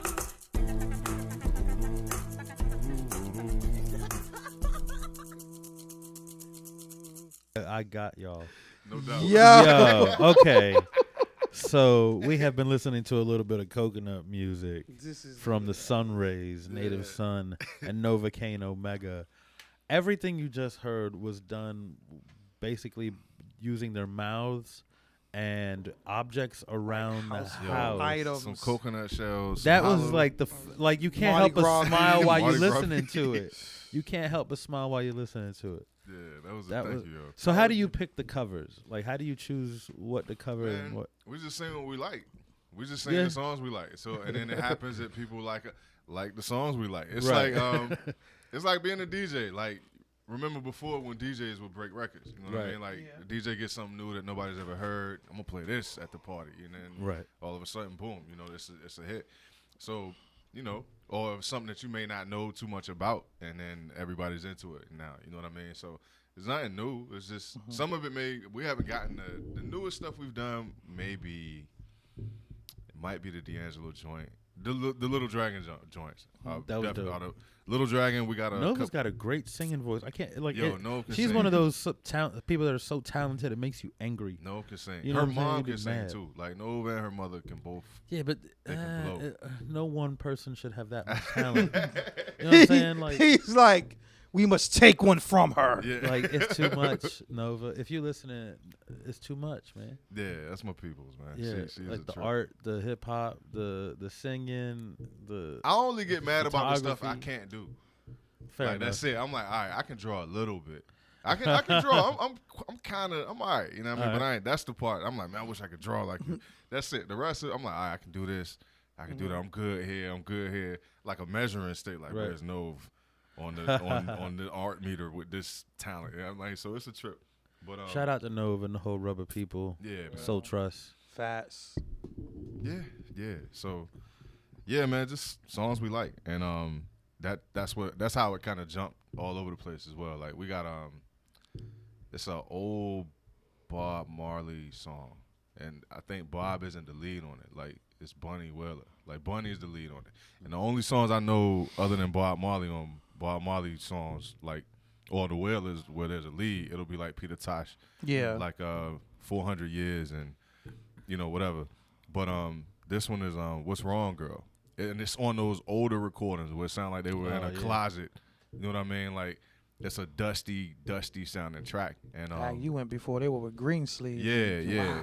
It's I love that one. Like I have my favorites out of what we've done. And that's one of my favorites. Yeah. But I love reggae too. Like Bandolero is one of my favorites. The Pinches joint. Hey, green grows on Yeah. Paseros. Oh, why you make way for the Bandoleros? Yeah, that's my joint. My brother and I used to sing that joint in school every day. Fats, I've always liked reggae. Fats is a little older than me, so Fats and his knowledge of reggae goes a little further back.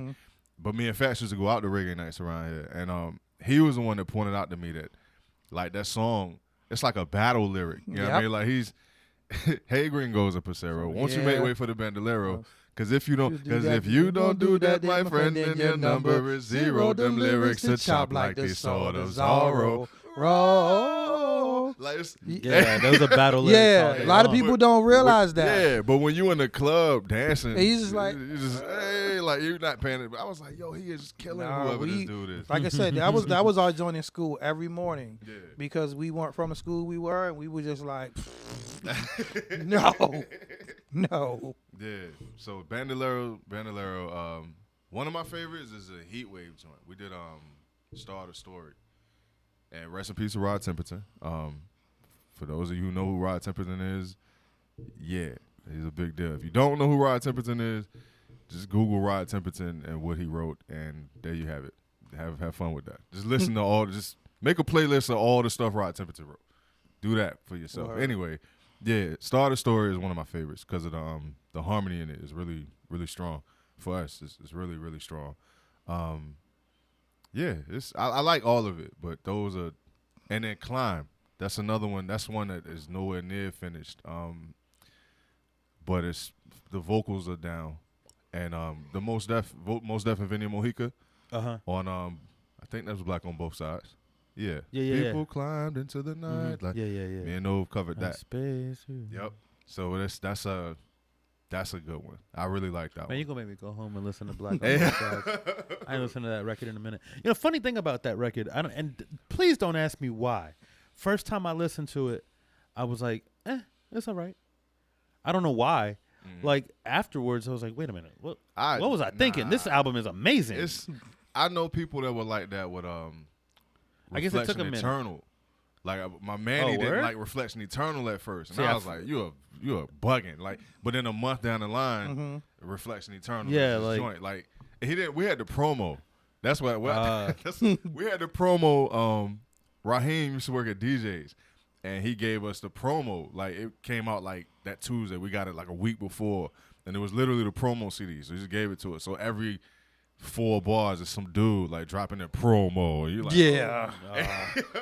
to the point where when you hear the song now, like you hear promo. I say promo, like I slide that in on the verse or whatever. So we're the reflections of our ancestors. We like to thank you for the building blocks. Promo. Like it was a trip. So I get that. But Black on Both Sides, it happens. man. It happens, I guess. Nah, Black on Both Sides was my joint. That was one of the. Yeah. I'm sorry. I don't see how you.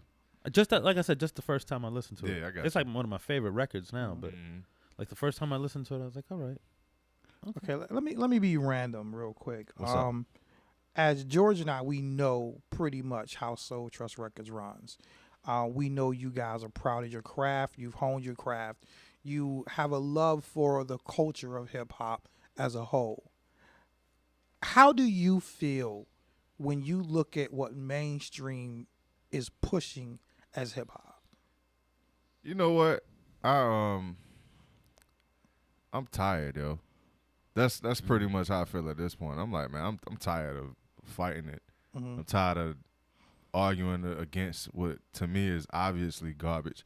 You know what I mean? So it's like, all right, but I'm at the point now where I'm like, man, well, I'll just preach to the choir. You know what I mean? Like people look at that like a bad thing. Like, oh, you preach to the choir. I'm like, well, somebody listen. If the choir listening, then me and the choir are going to heaven, and the rest of y'all whatever. It's almost like a support group at this point. Yeah, you know I'm what like, I I'm preaching to the choir. Like, I don't care anymore. You know what I mean? So it upsets me to some degree, but, you know, each one, you got to take care of yourself, man. And that applies to everything. So if you're responsible enough to make sure your children, you know, don't listen to that until they're ready to listen to that. You know what I mean? Like, you can't keep them from it. Yeah. You know what I'm saying? Like, but if you can manage them up until, like, again, I heard what was on the radio when I was younger, and it just happened to be dope. However, Woo was out when I was 13, and Woo was, man, I ain't learned nothing from Woo. You know what I mean? Like, I love Woo, yo. Yeah. I love Woo, but here's a jewel here and there, and then, yeah, here go the dope and the drugs and the killing and all of that, too.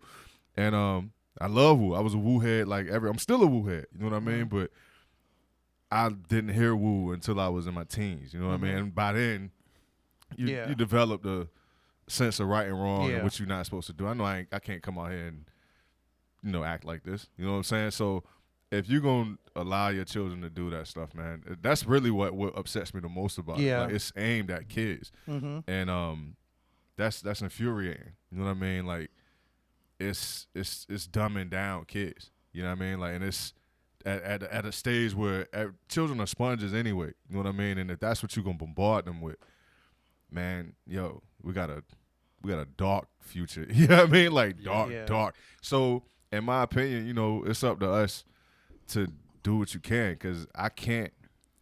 There are things set in front of me. There are barriers, and not just me, but what seems to be like barriers in front of like good, positive messages reaching people anyway. Like, that's it's not being promoted. It's not being, and to a degree it is. You know, like Kendrick here and there. Yeah, right. Whatever, but even that, like, you see how small that is. I can put up one hand and maybe name 4 or 5 MC. I'm talking about hip hop.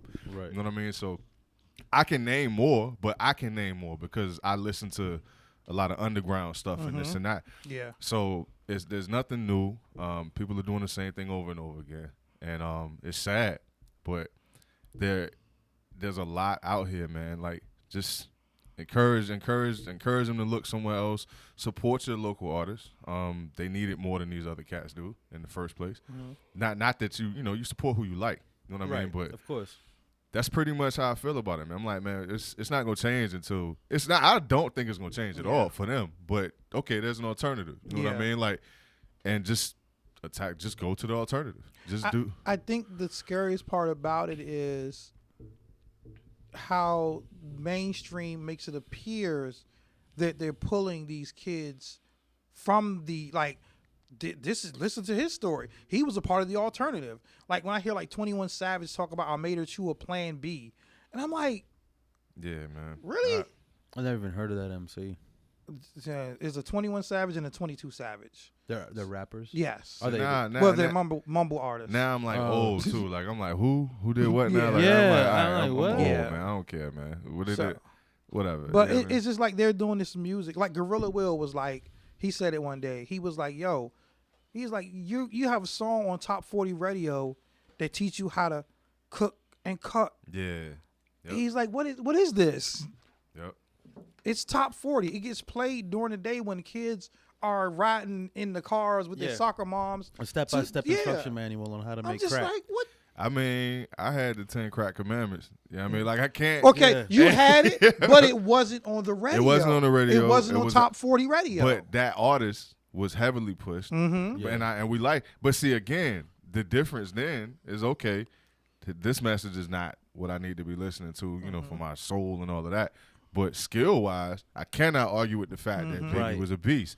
I can argue with the fact that Lil Yachty or whoever, these cats are not. That little young so-and-so is not dope. You know what I mean? Like, but I can argue that, okay, like even Dilla. Dilla is, people love Dilla. There's Dilla Day. Dilla Saved My Life t-shirts. I love Dilla. You know what I mean? As a producer and as an MC, Dilla was a beast. However, Dilla won't rhyme about no positive messages. You know what I mean? Like, this ain't no slap on the wrist shit. This big shit. Feel more energy, something to smack a bitch with. I'm like, damn, Dilla, like what? But I love Dilla. I'm like, yo, I love Dilla. Because Dilla can rhyme. Like Dilla had skills, and then there were things that Dilla would talk about here and there that were dope. You know what I mean? Like it's like it can't all be garbage. Like this is if you say, well, we do this for the club. Well, you don't party 24 hours a day. You know what I mean? Like what about the music for the rest of the stuff you do in your life? And I've heard that somewhere before, but whatever. You know what I mean? Like me personally, I used to love it when it's cold outside and I get to drive around with my hoodie on and listen to some angry hip hop. Like just listen to some cold, some aggressive, like, the Genius, some like, Cool G rap. Give me Liquid Swords that and just Killer Hills 10304 with a hoodie on and just driving around with the wind, just looking at restaurants on the stakeouts to order the food, takeout, and I'm just like, that's my favorite shit. But that's for me, you know what I mean? So this stuff now, there's nothing for me out mainstream anymore. You know what I mean? So I had to. There's stuff for me everywhere though. Like I just got to go somewhere else and get it. Like there's a cat out of Chicago. If you're a Doom fan, Mook Nito. There's this dude named Mook Nito. Mook Nito is a beast. Wow. He's a beast. Mook Nito? Mook Nito, like Magneto. Because I love Danger. Man. I love MF Doom. Mook Nito has his joint. He has a lot of. First of all, he has a lot of material. Second, he's just a problem. Like he's a disgusting MC. Like he's nasty. It's a joint called Powerless. Like, all right, you've watched a Justice League cartoon or something where the villain or whoever loses their powers, but like I'm powerless. Like so that's hilarious. Like it's a powerless. So this song is about a girl. You know what I mean? Like, and she leaves him powerless. Like so, it's dope. Like he's a dope artist. The cats around here, man, I can name 60 people offhand that are like better than anybody out. Right. And then even the cats that's out. At this point, Drum is big. Drum, we performed at, my 45 degrees, Like, it's ridiculous. Like, that was Drama J. You know what I mean? Like, I can't sit here and say, that was my homie, but I've been on the same stage as him on the same night rocking. Like, but Drum has skills. You know what I mean? Drum is nice. Core Stidak is out here. Core Stidak is a beast. Shout out. The Rubber People, Takeover. And then within these are big, massive crews. Like Takeover is like at least 30 deep. So you're talking about Fame P, Vic Spliff, King Apocalypse, who go all the way back to Drama Fate days with Crummy Beats and Buck C. You know what I mean? Like it's a lot of cats, Plex, D Major, Omega Red, Antagonist. Like I can me personally, I can name a million people. So I'm good. Yeah, I mean, I don't know what you all are listening to, right? But but I'm good. Yeah, listen to Soul Trust Records. You know what I mean? Yeah. Don't Sleep Records. That's who put me on to Surgeon, to Gorilla Glock and Surgeon Records. He A1, who's with Don't Sleep Records. A1 and Tiff the Gift. They got projects out. It gets greater later. Tiff the Gift got an album out. Check it out. He was like, he heard the material and was like, man, I can get this in the hands of somebody that can press this up for you. And that's pretty much how this happened. I wouldn't be at this. I wouldn't have had that done for me without him. You know what I mean? And he just, out of the kindness of his heart, man, he reached out. Like we spoke all the time, but we didn't know each other. Right. And he's just a cool dude, man. You know what I mean? So, Don't Sleep Records, Death Flow, man, Phonics. It's a lot of. It's not even hard for me. Like it's hard for me to try to remember them all, but it's like, man, it's insane. So I'm sure this isn't the only area like that. I like to believe that we nice around here. Like there's nobody like this. I'm like, that's selfish. That's actually cocky. Yeah. You know what I mean? Like I know, and highly unrealistic. Yeah. I know there's somewhere else and somewhere somebody's whatever. I'm willing to bet that any local scene in any X-Town America is probably doper than anything that's signed or. I would ride with us anywhere though. I would put us up against anybody anywhere. Like I bring Mike Moore, everybody. Anybody. And I'm not even just talking the hip hop scene. I just mean like the art scene. Art. Period out here. I don't care what it is. Put us in the room with anybody anywhere, and we will be comparable. I don't like battling. I don't like beef. So I don't like being like, we the best. I'm like, well, nah, I may be your favorite. You may be his favorite, whatever. But comparable, we will be comparable. You will be able to song I for used to be song, that like- MC. I like, know, yeah, it's Maestro, all yeah. peace. It's all peace and love, but I will eat your face. Yeah, I mean, You have to be like that though. That It had to in be my like eyes. that. But like when I mean, we talk about early to mid '90s. You know what I'm saying? And that's when hip hop was in its golden Yeah. age. So you if you even thought about having a T-shirt with a microphone on it, you better be ready to Better be defend nice. all that. Yeah, honesty. you better be nice. You better be Yeah. ready to defend it. And Yep. I had a RP55, a red RP55 T-shirt with a big ass mic across that joint. Because I used to invite them, like, please come sing, please. Because I looked like I did. You know what I'm saying? I was like 5 feet tall, maybe 100 pounds, soaking wet, big buck teeth. I think my teeth have been the man, size you of was my whole. setting cats up. Yeah. Yeah. And it was just like. Yeah. It's kind of like when somebody was talking about the when you compare generations. Drake recently released a joint where he dissed Kid Cudi, and he went at Kid Cudi about the rehab thing, and some people are like, oh, that Drake went too far, and I'm just like, where were you guys at during the '90s? Yeah. Where were you? And people are writing articles. Drake needs motherfucker, to, I rip your butthole out of place. like, they like Drake needs to apologize. I'm like, whether you like him or not, that's a part of the culture. He went at this dude, whether he was down or not. He went at him because the dude went at him 1st. That's a part of lyricism. See, I don't know the story behind the Drake Kid Yeah, Cudi you know, beef. it's not- Nor do I Just not care. invested. I I'm just- like, but- man, I don't. Nor do yeah, I care. But it's not about caring. It's just that right now. see, that's the difference between an old school and now. Like back then, a battle was because first there was some sort of mutual respect between the MCs. Because to even address somebody who came at you with some bars, Yeah. you had to even think that they were even remotely dope to respond. Yeah. You know what I'm saying? The only time I care, again, yeah, like you said, is if it's somebody that I like. Right. So, like, when the whole Big and Pac thing was happening, I was more of a Biggie fan than a Pac fan. I actually wasn't a big Pac fan. You know No, what I mean, But if you were involved in a battle, if you okay, I got it. typically it was because it was on some lyricism shit Yeah. most of the time. Yeah. Now people are sparking battles just to On sell Twitter. records. And on Yeah. Twitter. And on Twitter, Yeah. not even on record, they just talking shit about each other on social media. Yeah. And when you an artist like Drake, who openly says I have ghostwriters, you can't really consider yourself an MC. You may be an artist, Yeah. but you ain't an MC if you ain't writing your own stuff. Yeah. At least that's how I've always seen it. That's the way I see it I also. agree, man. I also can't put it past him. I'm like, I know, okay, you have cats writing your rhymes. You probably have written some rhymes. I'm You sure know, you I'm sure have. you've Yeah. written some Especially rhymes early on. up to this Yeah. point. So I can't say that he's not. He probably is nice. You know what I mean? Well, he Like, probably is. It is what it is, but I just don't look. It's just not for me, man. Yeah, like it's why just are not you? for me. Yeah. It is what, and I would never do that.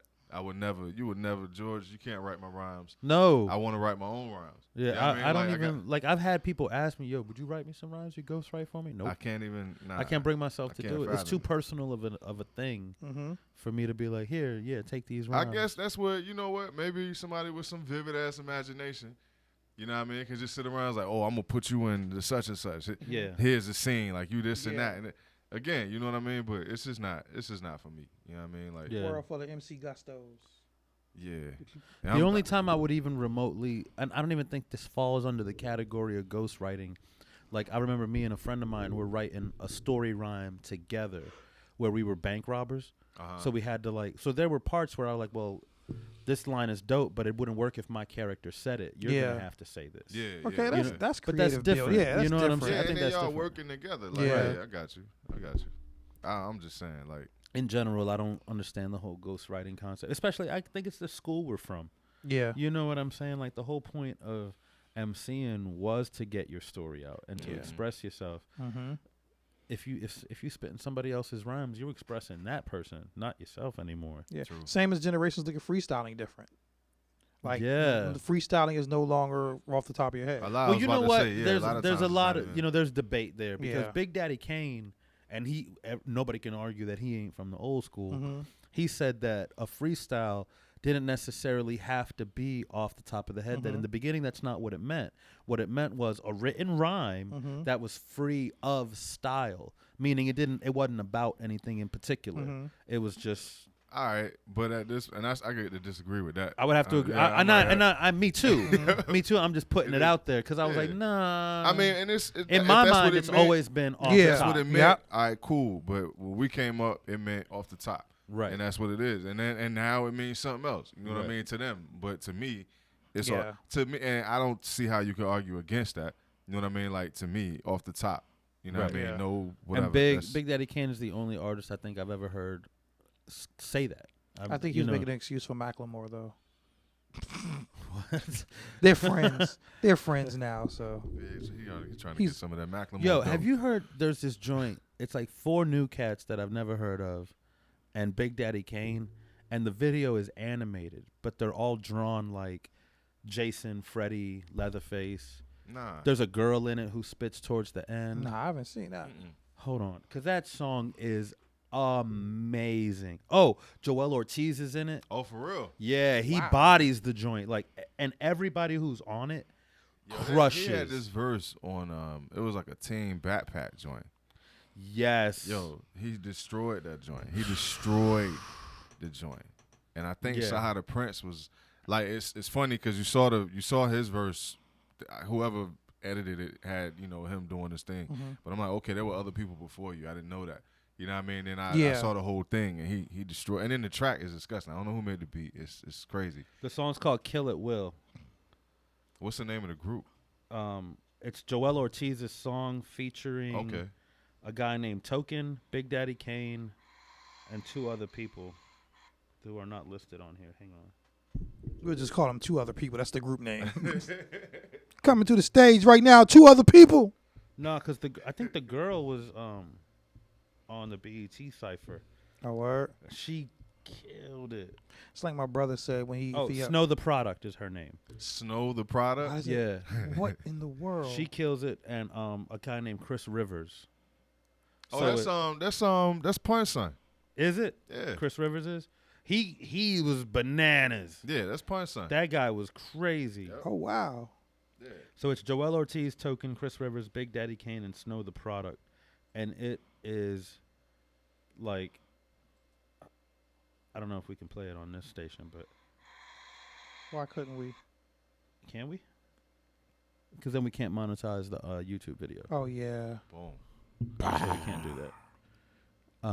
But yeah, like we talking hip hop, like, and it's just insane. Like when I heard it, it reminded me of some like late '90s like punchline metaphor. Just yeah, 5, like 6 MCs ciphered up. A modern day symphony. Kinda, yeah. See, there's cats that I like. I like when I get surprised. Like, all right, the Daylight album, the Anonymous Nobody joint. Yeah. Yo, all right, I'm not a 2 Chainz fan. 2 Chainz smashed his verse on that album. See, look, and I say it, people like, cats are like, what? I'm like, no, 2 Chainz. And that's just cats in my circle because I don't listen to 2 Chainz. 2 Chainz destroyed the joint, yo. 2 Chainz. He destroyed, and I'm saying that because I'm surprised. I'm surprised De La even reached out to someone. But like what people don't whatever, understand, he actually started out as a true lyricist. He dumbed himself down. And that's unfortunately what a lot of these artists do. That's again, like you got to live with that. But he's and again, that's why I'm like, I'm sure he can rhyme. When we were talking about, I'm like, I'm sure he got some ability in him. So I would never underestimate him. You know what I mean? But I can't. I disagree with that. I disagree with what you're doing. I don't like 2 Chainz music typically. However, on this Daylight track, bro, if you want me to hear it, then you need to do that. If you want me to listen to it, then keep doing that. Right. You know what I mean? And it's not it doesn't sound dated. You First know what time I ever heard Mos Def was on a Daylight track. Okay. On Stakes is High. Yeah. On Stakes is High. Gotcha. Well, the first time I actually heard Mos Def was on Bush Babies. Yeah. Everybody grooves to the music. I have that album still. Yeah. Who remembers the Boogie Monsters? I vague name-wise, Their album was like incredibly slept on. It was really good. Such a good album that no one heard. The most slept on project it's the Juggernaut Show. Wow. Breeze Ever Flowing, or Breezely Brewing, or whatever name. All right, remember the Prince Among Thieves album? Yeah. Yes. All right. Everybody remembers the video because they're like, oh, everybody was in this Big Daddy Kane exhibit and da-da-da. So I'm like, yes, that was dope. But if you listen to the album, the story, there's a couple of main characters, and the villain was True, and Breeze, I forget the name of the character he was playing, was basically the main character of the story throughout the whole project. Breeze is a monster. Like, Breeze is a beast. I didn't know at the time. I was young. I just recently found. I'm like, yo, he was in, and the Juggernaut. So they have songs with. He's on a couple of Can Ox joints, like Cannibal Ox joints, and back on a couple of Company Flow joints, which makes sense because Company Flow, you talking about LP. LP was doing the tracks for Cannibal Ox. Right. So I can see where Breeze came in. Breeze is in that vein of MC. You know what I mean? Like, Breeze is a beast. He's a beast, and that album is dope.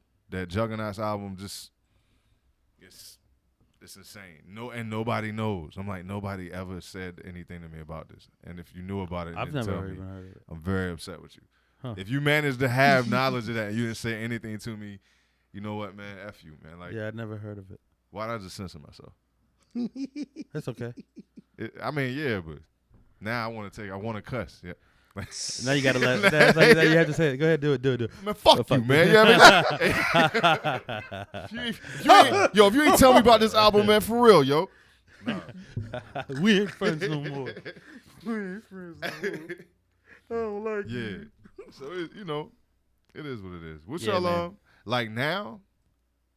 If I have to pick like most of the new material I like now is usually from older artists.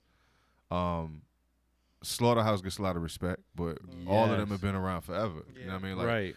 Joel Ortiz, Joey Badass, not Joe. Damn, Royce the 5'9". What is Joey Badass is odd to me.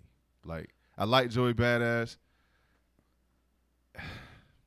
He's okay. I like he's Joey hit and miss Badass. for me. It's he's not got stuff even, I like. He's got stuff that I'm like, He sounds like somebody's child. Like, it's like he's like a boot camp baby or something. Like, some member, like, I like Ab-Soul. Louisville Slugger had a Joe. Wow. That's Joey Badass pops. Like, I don't know, but he's got to be somebody's kid. I like Schoolboy Q. Schoolboy Q's dope. I love Schoolboy Q. I like Ab-Soul. I like Schoolboy He's Q. all right. Yeah, he satisfies an ignorant niche for me. Like I like Schoolboy Q. I love Schoolboy Q. My favorite cat right now is Rock Marciano. Okay. I love Rock Marciano. Like, Rock Marciano is kind of that throwback, but the stuff I like is usually Have you heard Dave East? Dave East? Yeah. Nah. Kid from New York. Check him out. Fred Faze, you ever heard of that? No. Fred Faze is pretty dope. Yeah, it's whatever. It's whatever. It's a lot that I the newer stuff, the stuff that's out, is usually something very underground, but that's as industry as I've gotten. Like Schoolboy Q and like, I like the ones that everybody likes, J. Cole, Kendrick, you know what I'm saying? Yeah. It's like, well, of course, them, you know what I mean? Right. But people, Schoolboy Q is really dope to me. And then a lot of people should know about Rock Marciano, but maybe you do, maybe you don't. But that dude is disgusting. Like, There's this newer cat named Jadena. I don't You like heard him? Jadena. I like 2 songs from him. Yeah. And this is what make me angry. Like, I've been watching Luke Cage, and that's how I discovered him. Because they always have like a musical guest on Luke Cage. Yeah.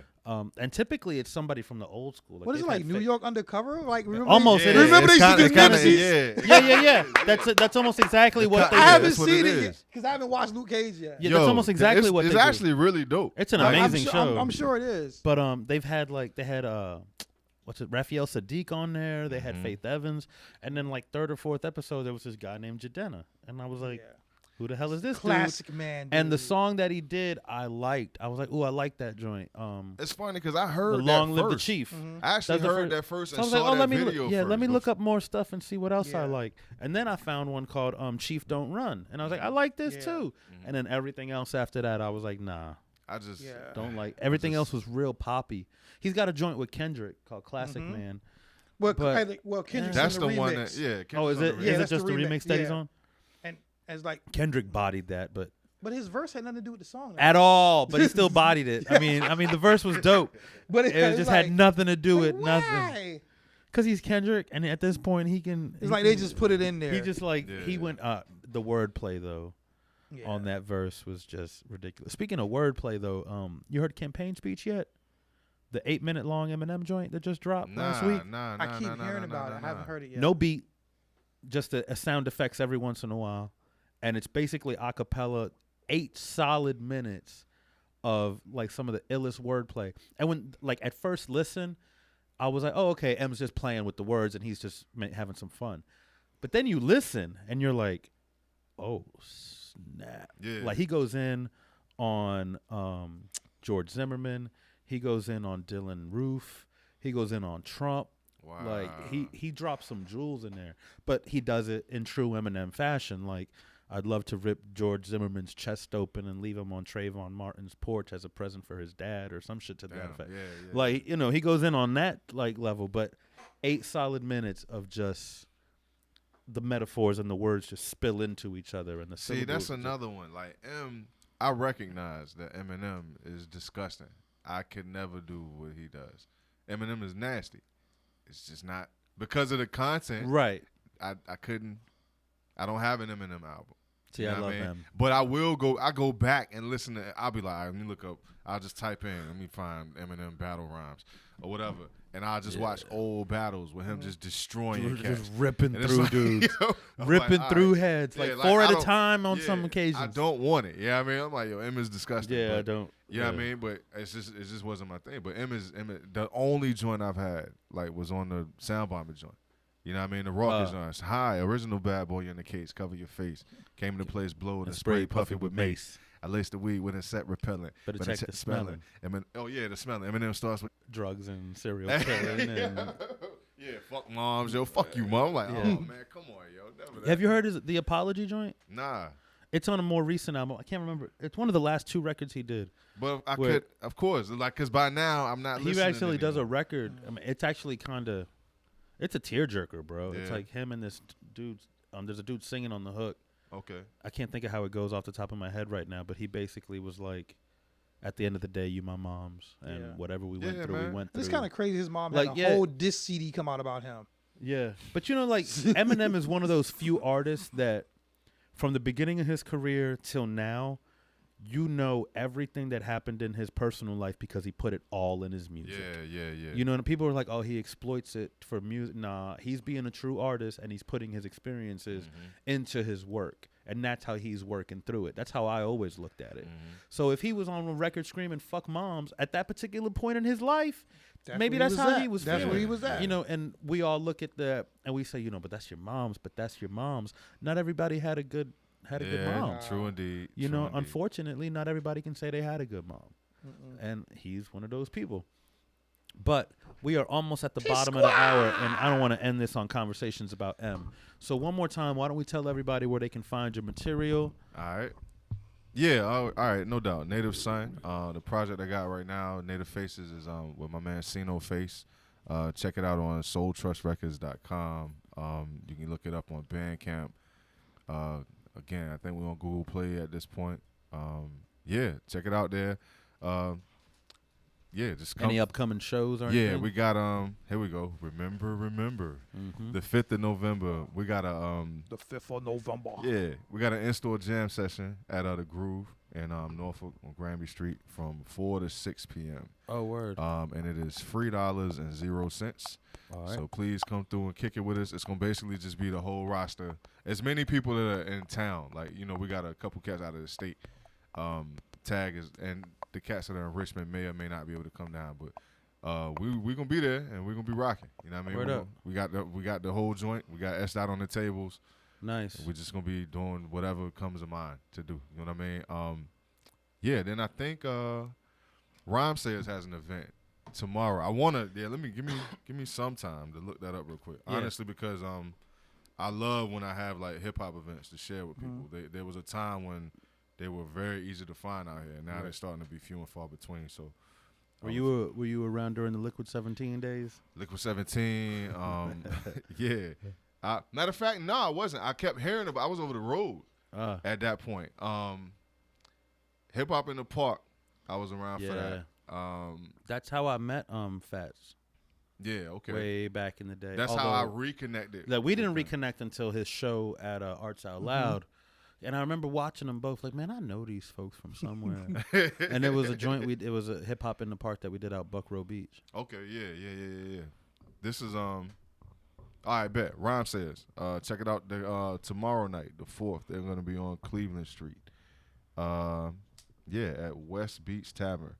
And That's around the corner from my crib, yo. Yo, it's a dope roster. Like Soul Son is on this roster. Diamond Dialect. Omega Red, who I mentioned earlier. O-Red is one of my favorite MCs. I didn't know they did hip-hop in that spot. Like, you drive by it looks like a country bar. Yeah, I don't know if they ever have. I think they may just be doing it. You know what I mean? This might be let's check it out. So, yeah, get out and support that because we need more places like this that will allow us to come in and do do our thing. And then come out and check us out, the group. I really want y'all to come out and support that, man. That's gonna be a dope event. We're gonna show off a little bit. We're gonna play some coconut music. I didn't rhyme at all. I didn't play no hip hop tonight. I know it is what it is, but I do that very well. You know what I mean? Yeah. So come through and check us out. We're doing the scales. I know we're doing the scales, Terrell. Yeah. We know we're doing the scales. And man, just come through and kick it with us, yo. Word up. For real. Well, that's what's up. We have been kicking it this last 2 hours with Native Son of Soul Trust Records. Thank you for tuning in, and as always, remember, we do what we do because we includes you. P.S. Good night, Internet.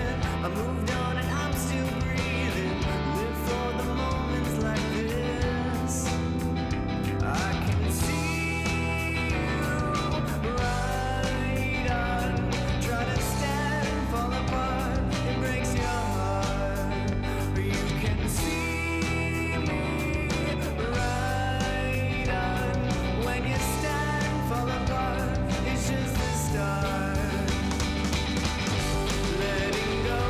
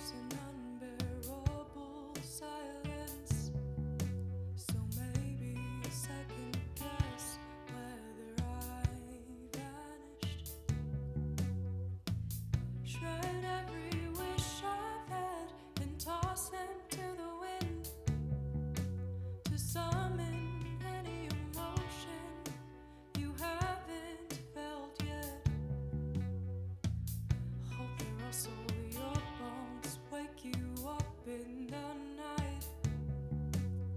Whisper magic words to reach the other side. I could trace your lines with the back of my mind.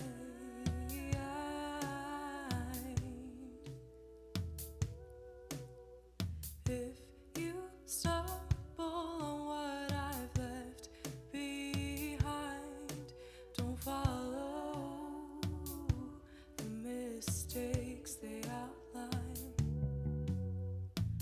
Shred every wish I've had and toss them to the wind. To forget any emotion I regretfully defend. But they still rustle my bones, overtaking the night. Beautiful magic words that never aligned. I could trace your lines with the back of my mind.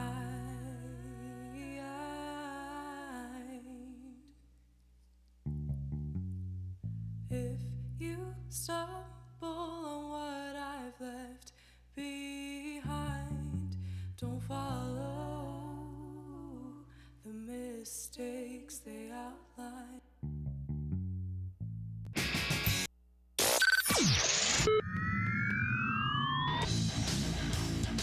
You are listening to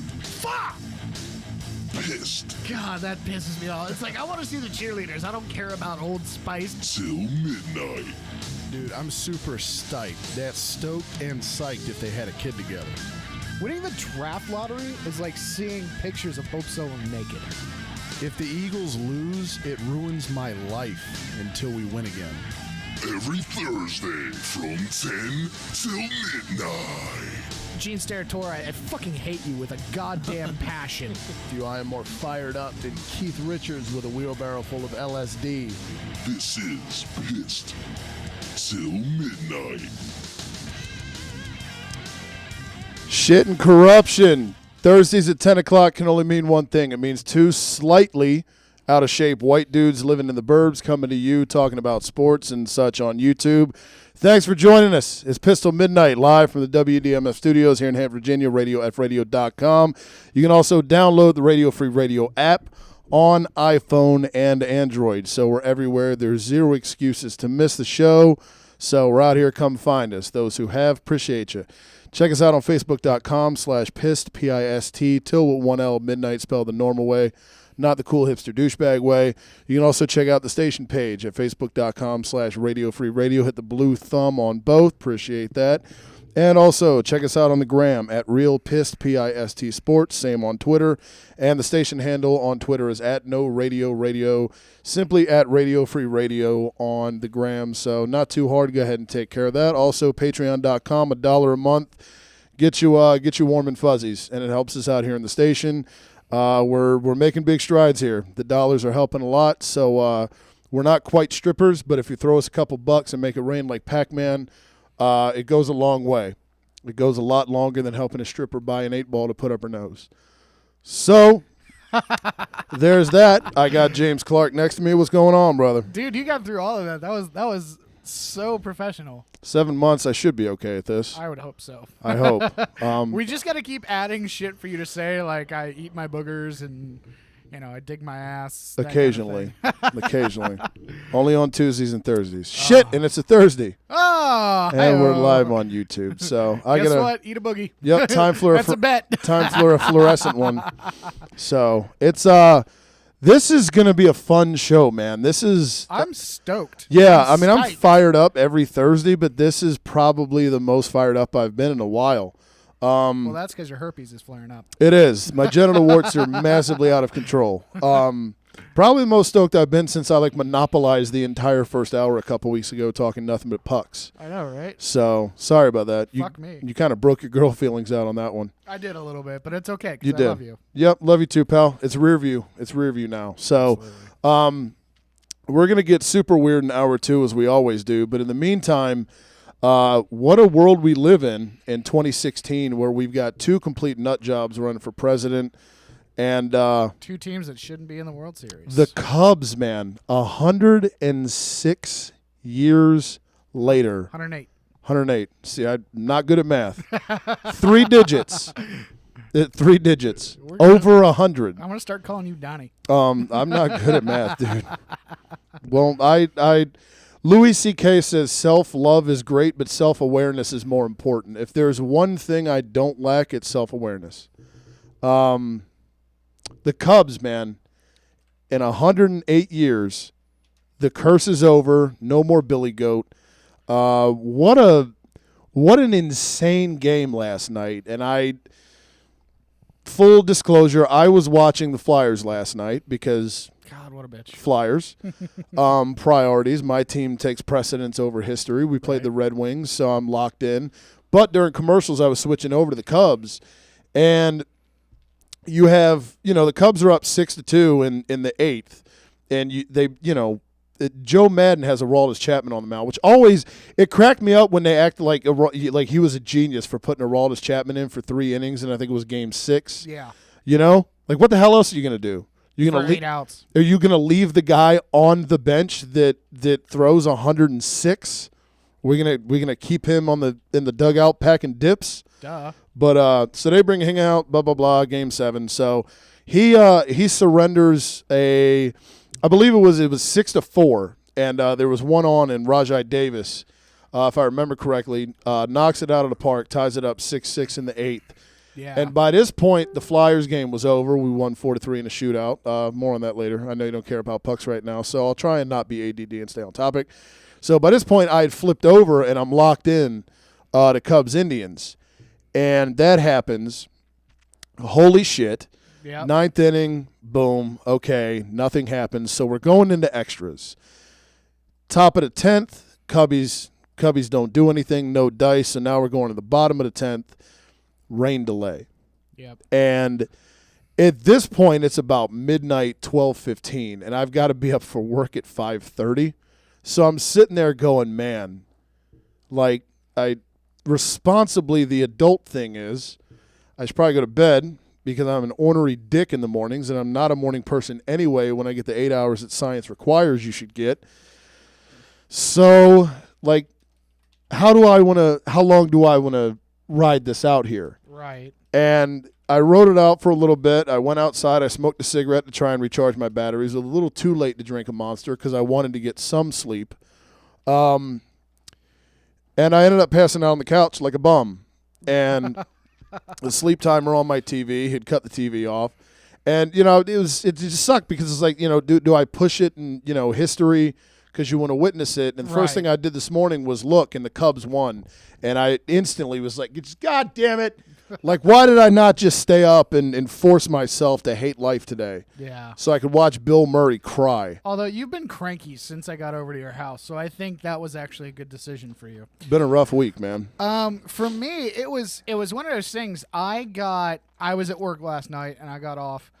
I got home about 10:30, and I'm sitting there watching the game. Cubs have a 6-3 lead going into 8th. I just missed David Ross's home run in his final major league game as a player. I had just missed that. Top of the 8th starts. Cubs go, 1, 2, 3. Get down to the bottom of the 8th. And Lester's going fine. Life is great. He gets the first out. He gets the second out. My roommate walks in the door.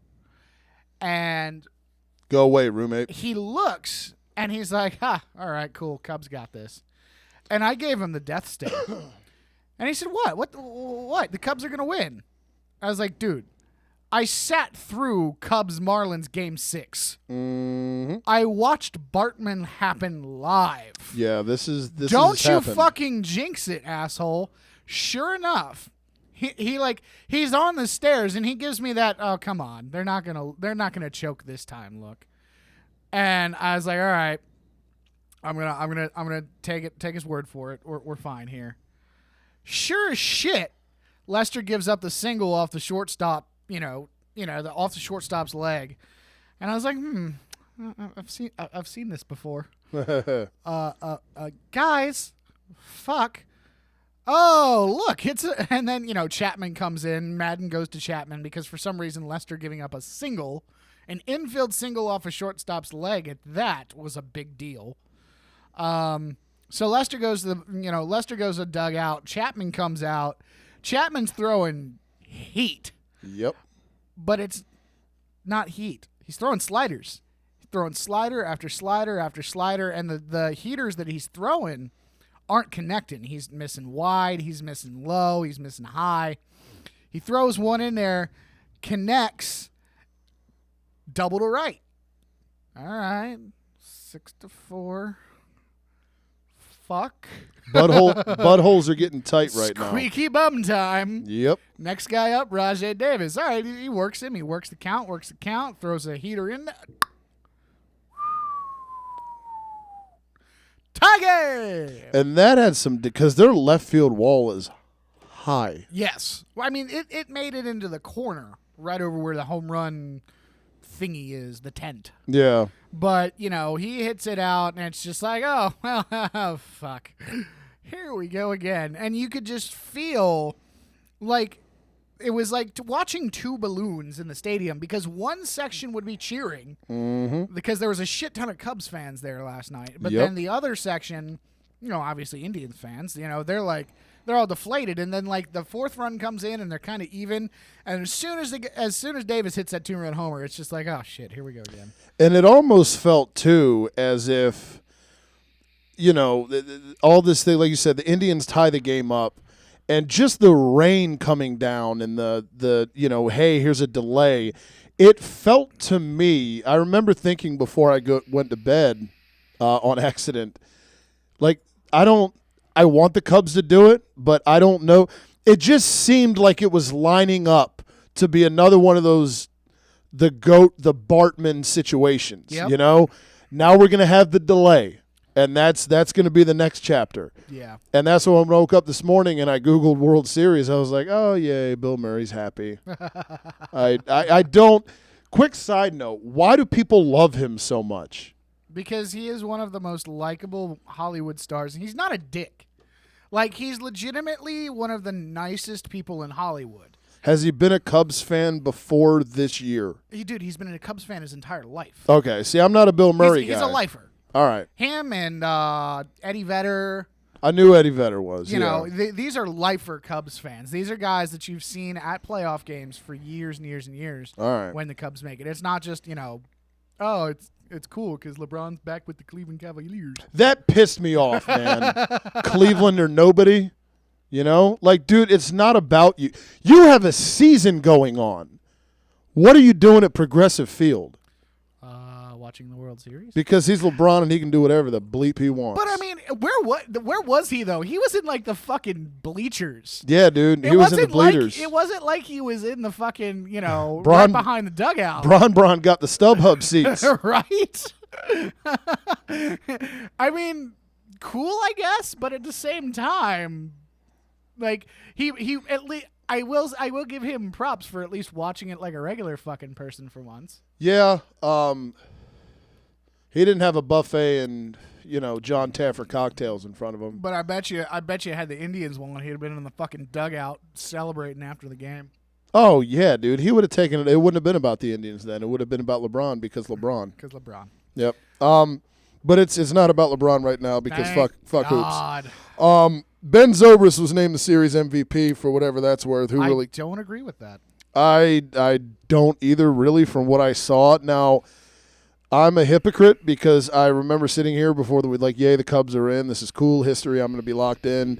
And realistically, I missed like 3 entire games of this series. Yeah. Because the Flyers were on and the Sixers were on another time. I only missed one full game of the series.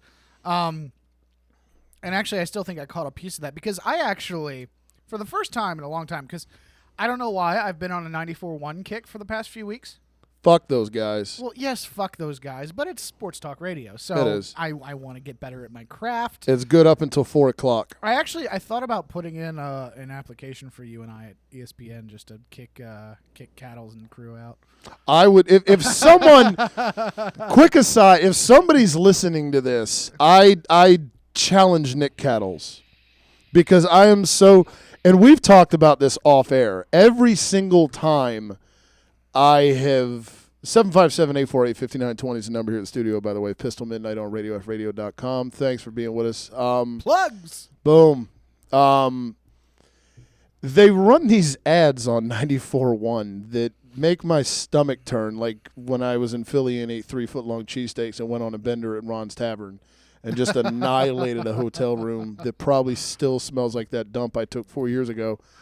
So get that mushroom cloud out of your head. Hey, there's only one show that's live, local, and listening to you. Fuck you. And yeah, like, really? Because fuck you. I'm a co-host of one that's kind of does the same thing. So, Nick Cattles, if you're listening, you little 5'3" tap-out shirt-wearing piece of shit. Justin, can I call him out like that? Are we going to get – I just did, so it's too late for me to ask. Someone just send those 2 minutes to him. Yeah, those 2 minutes. Yep. But and the rest, so yeah. he knows that, like, we're kind of better than him. Pretty much. But fuck Cattles. I mean, obviously, for me, if I'm going to say series – Zobrist got the MVP because his last name starts with a cool letter. No, because he hit the RBI single that sparked it wasn't even the game-winning run. Yeah. Because the Indians got one. The final score, remember, folks, it was 8-7 because Carl Edwards Jr. actually let I forget who the base runner was, but the Indians, with 2 outs, they got a single. Guy gets to first. It was either single or walk. Guy gets to first, and they actually let him get to second. And then another hit came through and scored him. Sandy Alomar. So, it's 8-7. It's not like, yeah, it was an 8-6 ball game where, we won by 2, and Chris Bryant no. Chris Bryant didn't really do shit. So if I'm going to give MVP to somebody on the Cubs, it would be out of Russell, Rizzo, Bryant, or Lester. Maybe even Arrieta, because Arrieta had a dominant performance in Game 6. Yeah, he did. And it won his Game 2 matchup. I'd give it to Kyle Schwarber because he made it back, and he looks like another one. A human Volkswagen. Oh, dude. That guy is huge. He's just Jesus Christ. He's like the white Frank Thomas. Yeah, like I want him to play D tackle opposite Big Black Cox in the Eagles defense. Right? Fuck Bo Allen, dude. And I love you, Bo, but no. Kyle, he doesn't have a neck. Yeah. It's like a head on top of just a massive bulk of just. He's a dude. He's a golem. Remember the Pokemon golem? Yeah, he's literally what he looks like. Yeah, good for him. Good for your genetic, Schwarber, or your roids. Since you play baseball. But yeah, Schwarber, just because of the fact that he came back just for the series and he was so pivotal. Mm-hmm. He had, bunch of RBIs, bunch of hits.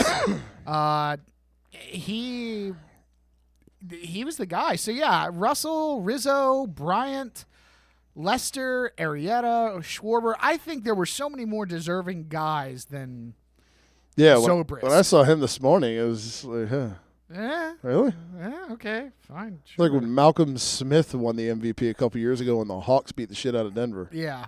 Like, really? That guy? Woo. All right. Okay. Here's your contract from Oakland. Then Thanks. you'll get cut in a year. But your name's in the history books. Yeah. So now, for whatever he gets a Camaro and a hot girlfriend. Yep, exactly. So I guess you win. I wish I had a Camaro and a hot girlfriend. Yep. I just wish someone would pay my electric bill. But those would be okay too. It's good to aspire to things. Also, do we got any more on the World Series before we move on to our exciting game from this past week? I don't think so. I want to get into that. Yep. I know you do. We have to set a date for Kazi's now. We do. I was going to look into that this week, but this week has been a fiasco. This week has happened. So just like every other week. Yep. If you guys don't know, we had a game this past weekend. It was a Sunday night football game between two particular teams that Corey and I are both fans of, the Dallas Cowboys and the Philadelphia Eagles. We had a bet going on that the loser of the bet, whoever's team lost, had to do a stand-up at Kazi's here in Hampton. So Corey gets to do stand-up. Yep, I get to launch my stand-up career, which I'm super giddy about. So yeah, hopefully I don't bomb. Yep.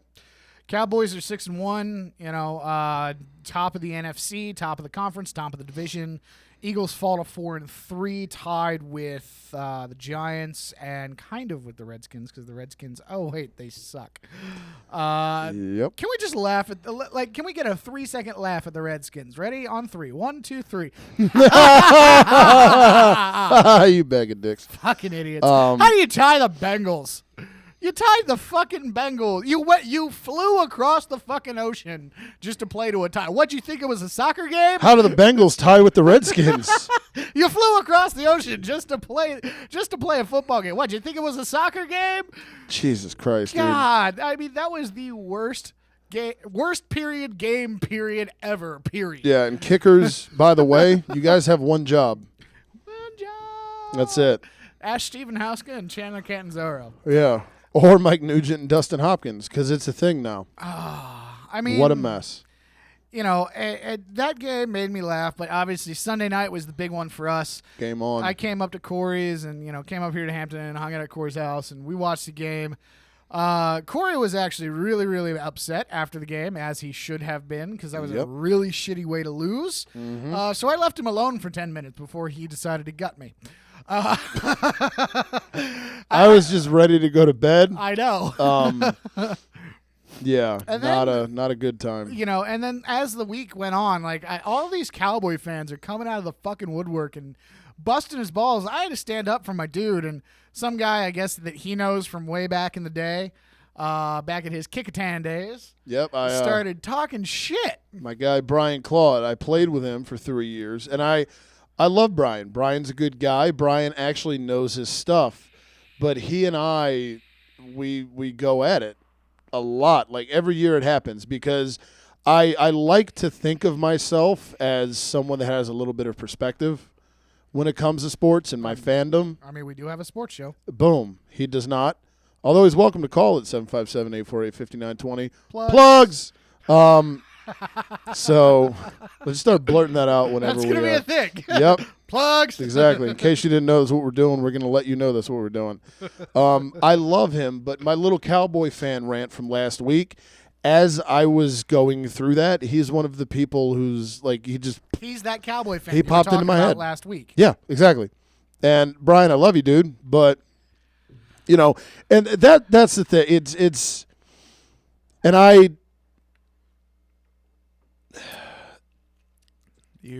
I appreciate the way you handled it when the Witten touchdown happened in overtime, because there's nothing worse. We were getting into the game, obviously. Whenever the Cowboys would do something, you would, I was getting up a little bit, which normally I'm not. Right. Whenever we would do something, I would, do whatever. Rah, rah, rah. Yeah, it happens, and I get that. But had it gone the other way, and we would I wouldn't have been dickhead guy and rubbed your nose in the turds that life just dealt you, Exactly. I don't like that shit. I never have been a fan of it.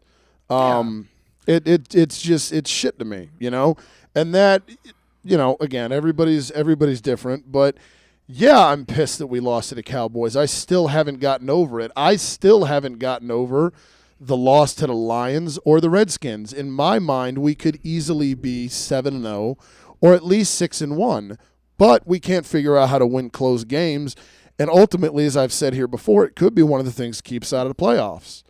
You've got to figure out a way to win close games if you want to, have a seat at the table in the tournament, as they call it now, because you can't no longer just call them playoffs. They're tournaments. Everybody has a tournament. So Apparently the NFL does now too. That's going to be the difference. And to me, what stood out on our end is I love our defense. I love our front seven is great. Our secondary isn't where it needs to be, but they play their asses off. Yeah. They play hard. They play above their talent level. Dez burns us historically, and, he caught one in that game, I believe, right? Yeah. Touchdown, yes. Yeah. He got the game tire. Yeah.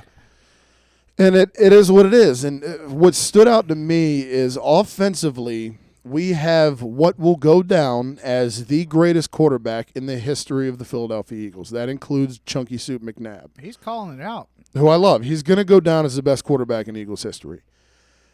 We have this guy. And again, he's only played 7 games with us. So I don't want to overreact here. But his best weapon is an aging midget in Darren Sproles and a guy who never gets used in Zach Ertz. Yeah. Outside of that, you have Jordan Matthews, who couldn't catch the clap in a whorehouse. Although he did catch a touchdown pass. He did, and I like Jordan Matthews. He's not a number 1. No, he's number 2. He's our number. Terrence Williams. He is, but he's our number 1 by default. Yes, because Josh Huff is an idiot who we'll get to later. Yep. And Dorial Green Beckham still needs to. I like him, man. I like Dorial Green Beckham. He's a big guy. He had a bigger drop than he Matthews did. though. He did, yeah. Huge and that's we've got a case of the dropsy. So does frickin' Nelson Aguilar. Thanks, Chip. Yep. And again, we'll get to employee 13 here in a minute. Thanks again, Chip. Yeah. But it's all these pieces that are just average guys. When your best weapon is a dude who's been in the league so long, he just passed LaDainian Tomlinson on the all-time all-purpose yardage list for number 8. That's a problem. Okay, we have the future set at the most important position in the game now. Yep. Let's get some weapons around him. There was talks of a deal for Alshon Jeffrey, Brandon Marshall, I heard, Torrey Smith. Apparently, San Francisco wanted a 3rd rounder. We were willing to give up a 5th. I'd have been fine with that. Just give us something. Something. And the Alshon Jeffrey one was that's who I wanted. But obviously, yeah, young good number 1 receiver. Right, big body, red zone guy. That would have been ridiculous. That would have been awesome, man. And again, Odell Beckham, Dez Bryant, and Alshon Jeffrey in the same division. And Deshaun Jackson by default for the Skins. Yeah, well, that's just because he's the best one. Yeah, name a guy. Yeah, that would have been for the nuts. racial slurs. It would have been, and that we have to get a number 1. And I'm going to posted a thing on Instagram and hashtag Fournette to Philly. Yeah, you can fill in the blanks there and what that means. Yep. If we're not getting him, I want a number 1 receiver. Yep. It's surround your guy with weapons, because when you don't, there's no reason why. Carson Wentz has already proven he can go long. He can go downfield. Why is he completing 20 passes for 208 yards? Because Doug Peterson. Why is it? Why don't turn him into check down, Carson? Don't turn this motherfucker into Kevin Cobb. Because he's not. And that's what watching that game. That's what pissed me off the most. You don't go to Trey Burton on 3rd and 3. You guys go to Dez. You guys have a number 1 guy.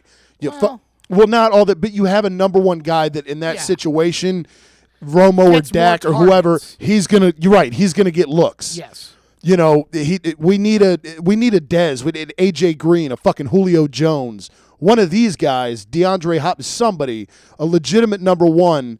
So that Carson Wentz can have somebody, man. Yeah. Because him and Jordan Matthews, I was high on it at first, but Jordan Matthews still can't figure out how to hold on to the ball. Yeah. I'm going to flip the script here a little bit, because you look at my team. This game to me is the epitome of why Tony Romo needs to be starting when he comes back. Yes, Dak Prescott is an awesome quarterback. Yes, Dak Prescott led a game-tying drive in the 4th quarter and a game-winning drive in overtime. neat. I'm super stoked that we won the game. Super happy. Life is great. Balloons and cheers. But Dak Prescott is not the quarterback that we need going down the stretch. He's not the guy that I want come playoff time trying to win a fucking football game. If I'm gonna be objective here, which I'm gonna be objective here, look at the completions and attempts, and look at the places that he was throwing the ball. Look at the second quarter interception going down. We're gonna make the score 17-10, and from the 8-yard line he throws a pick. Look at the fact that on the fourth quarter drive, he almost threw a second interception, and had it not been for the turf monster, we would have been, shit in the bed going, oh, it's 23-16, and Philly's got the ball with 4 minutes left. Great. The throw to Dez for the touchdown was awesome. The fake to Elliott, the read option there in the first quarter was nice. However, Dak Prescott showed that he still does not have full control of the offense. He still does not have full control of the play calls and the system.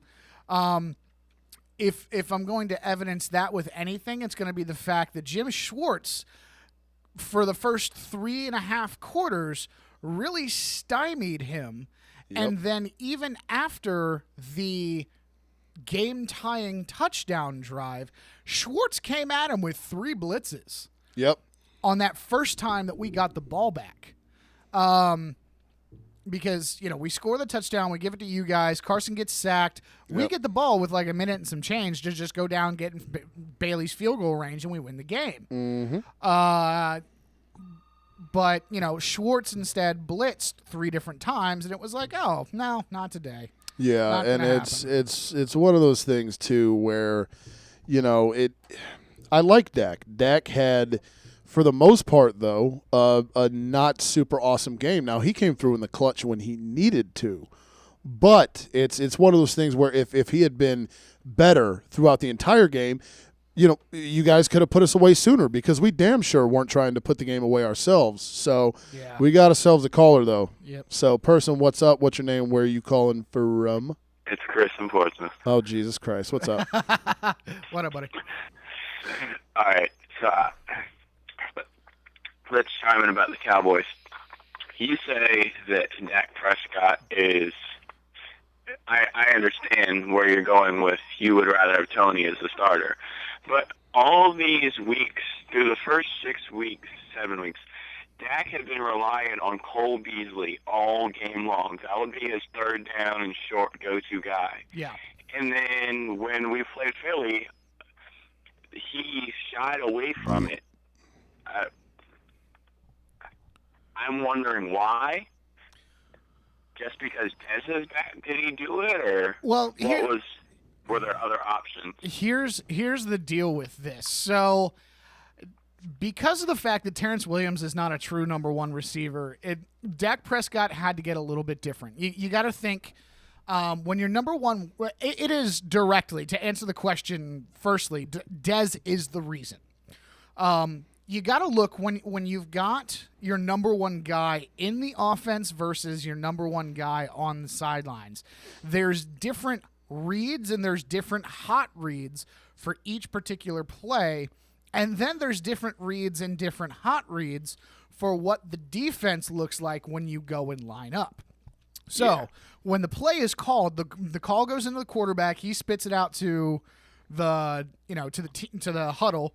You go and you line up. As the quarterback, what you're doing is you're stepping up and you're going, okay, I know what the situation is. So the situation is 3rd and 4.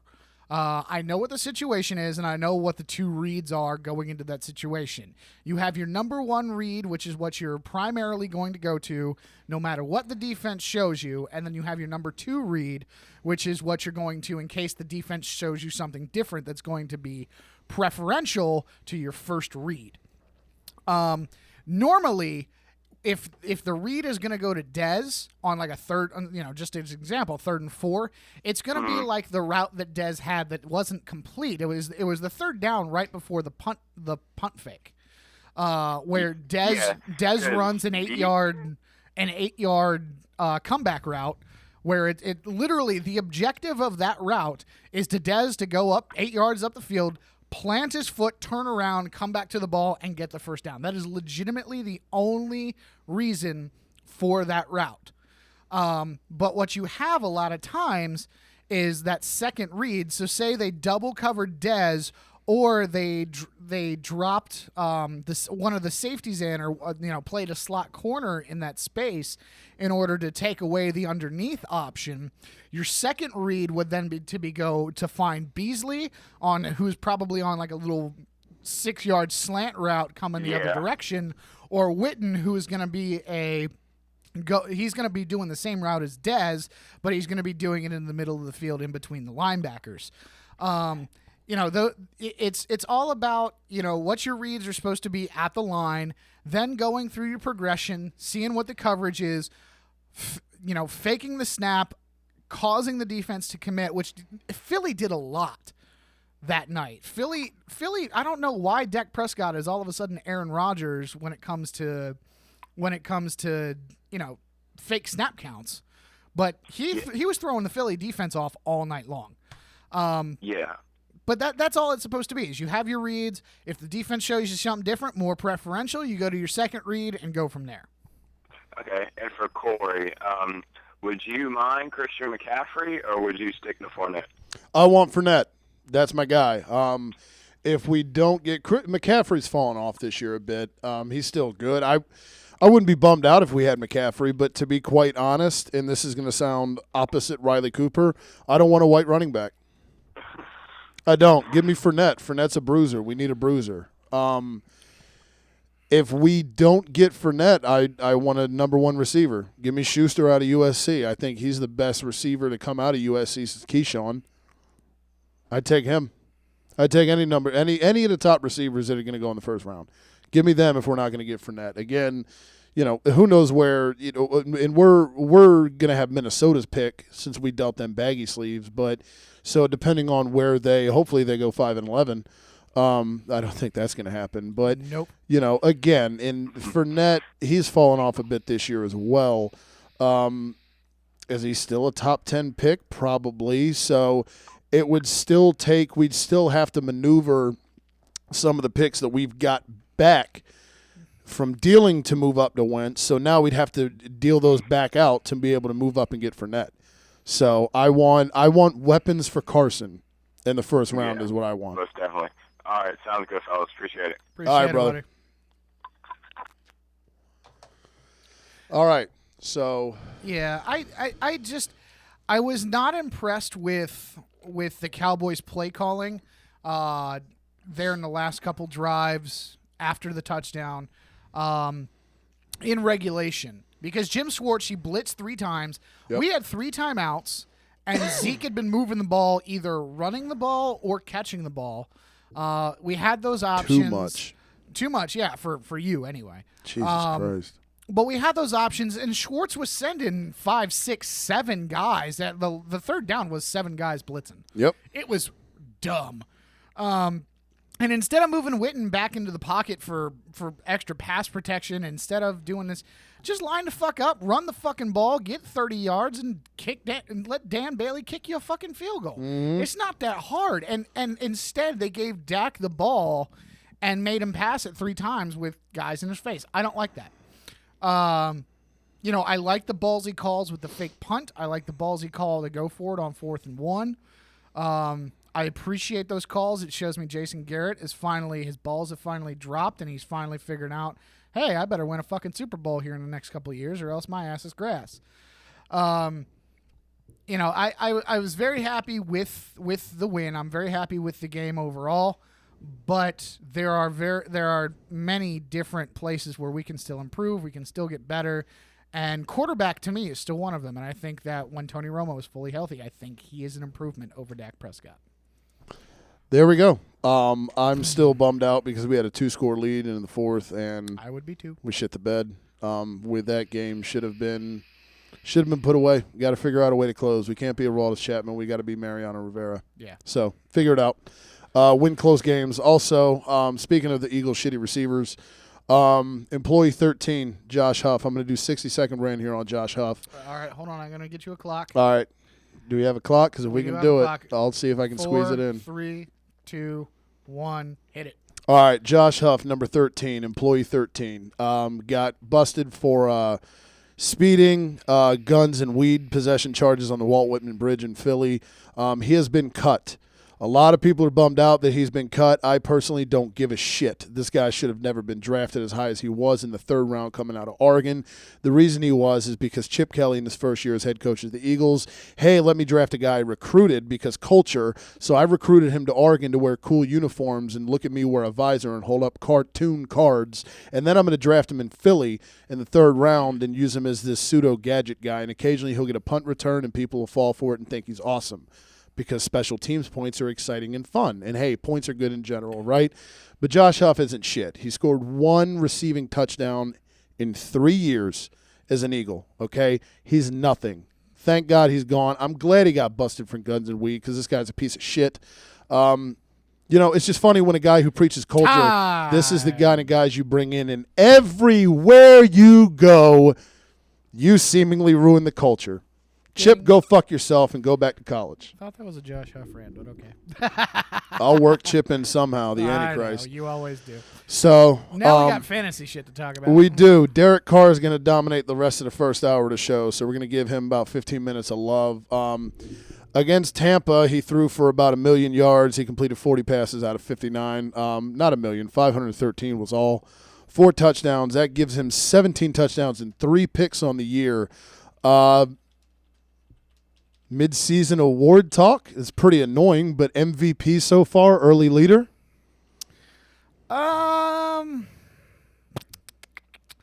Maybe. There's a bunch of guys, honestly, that could be MVP. Yeah. Matt Ryan. Carr, Matt Ryan, Tom Brady, Dak Prescott's in there, even though I don't necessarily agree with that. Zeke, your boy. Zeke is definitely one. DeMarco Murray. Because the fact that DeMarco Murray is killing it. I'm so surprised with dude. the Titans. I'm not. I mean, they invested in it. That's what they wanted to, and they're a run the ball first type of offense. They are Dallas 1.5, and Marcus Mariota needs to learn how to play like Dak Prescott, and then they'll be good.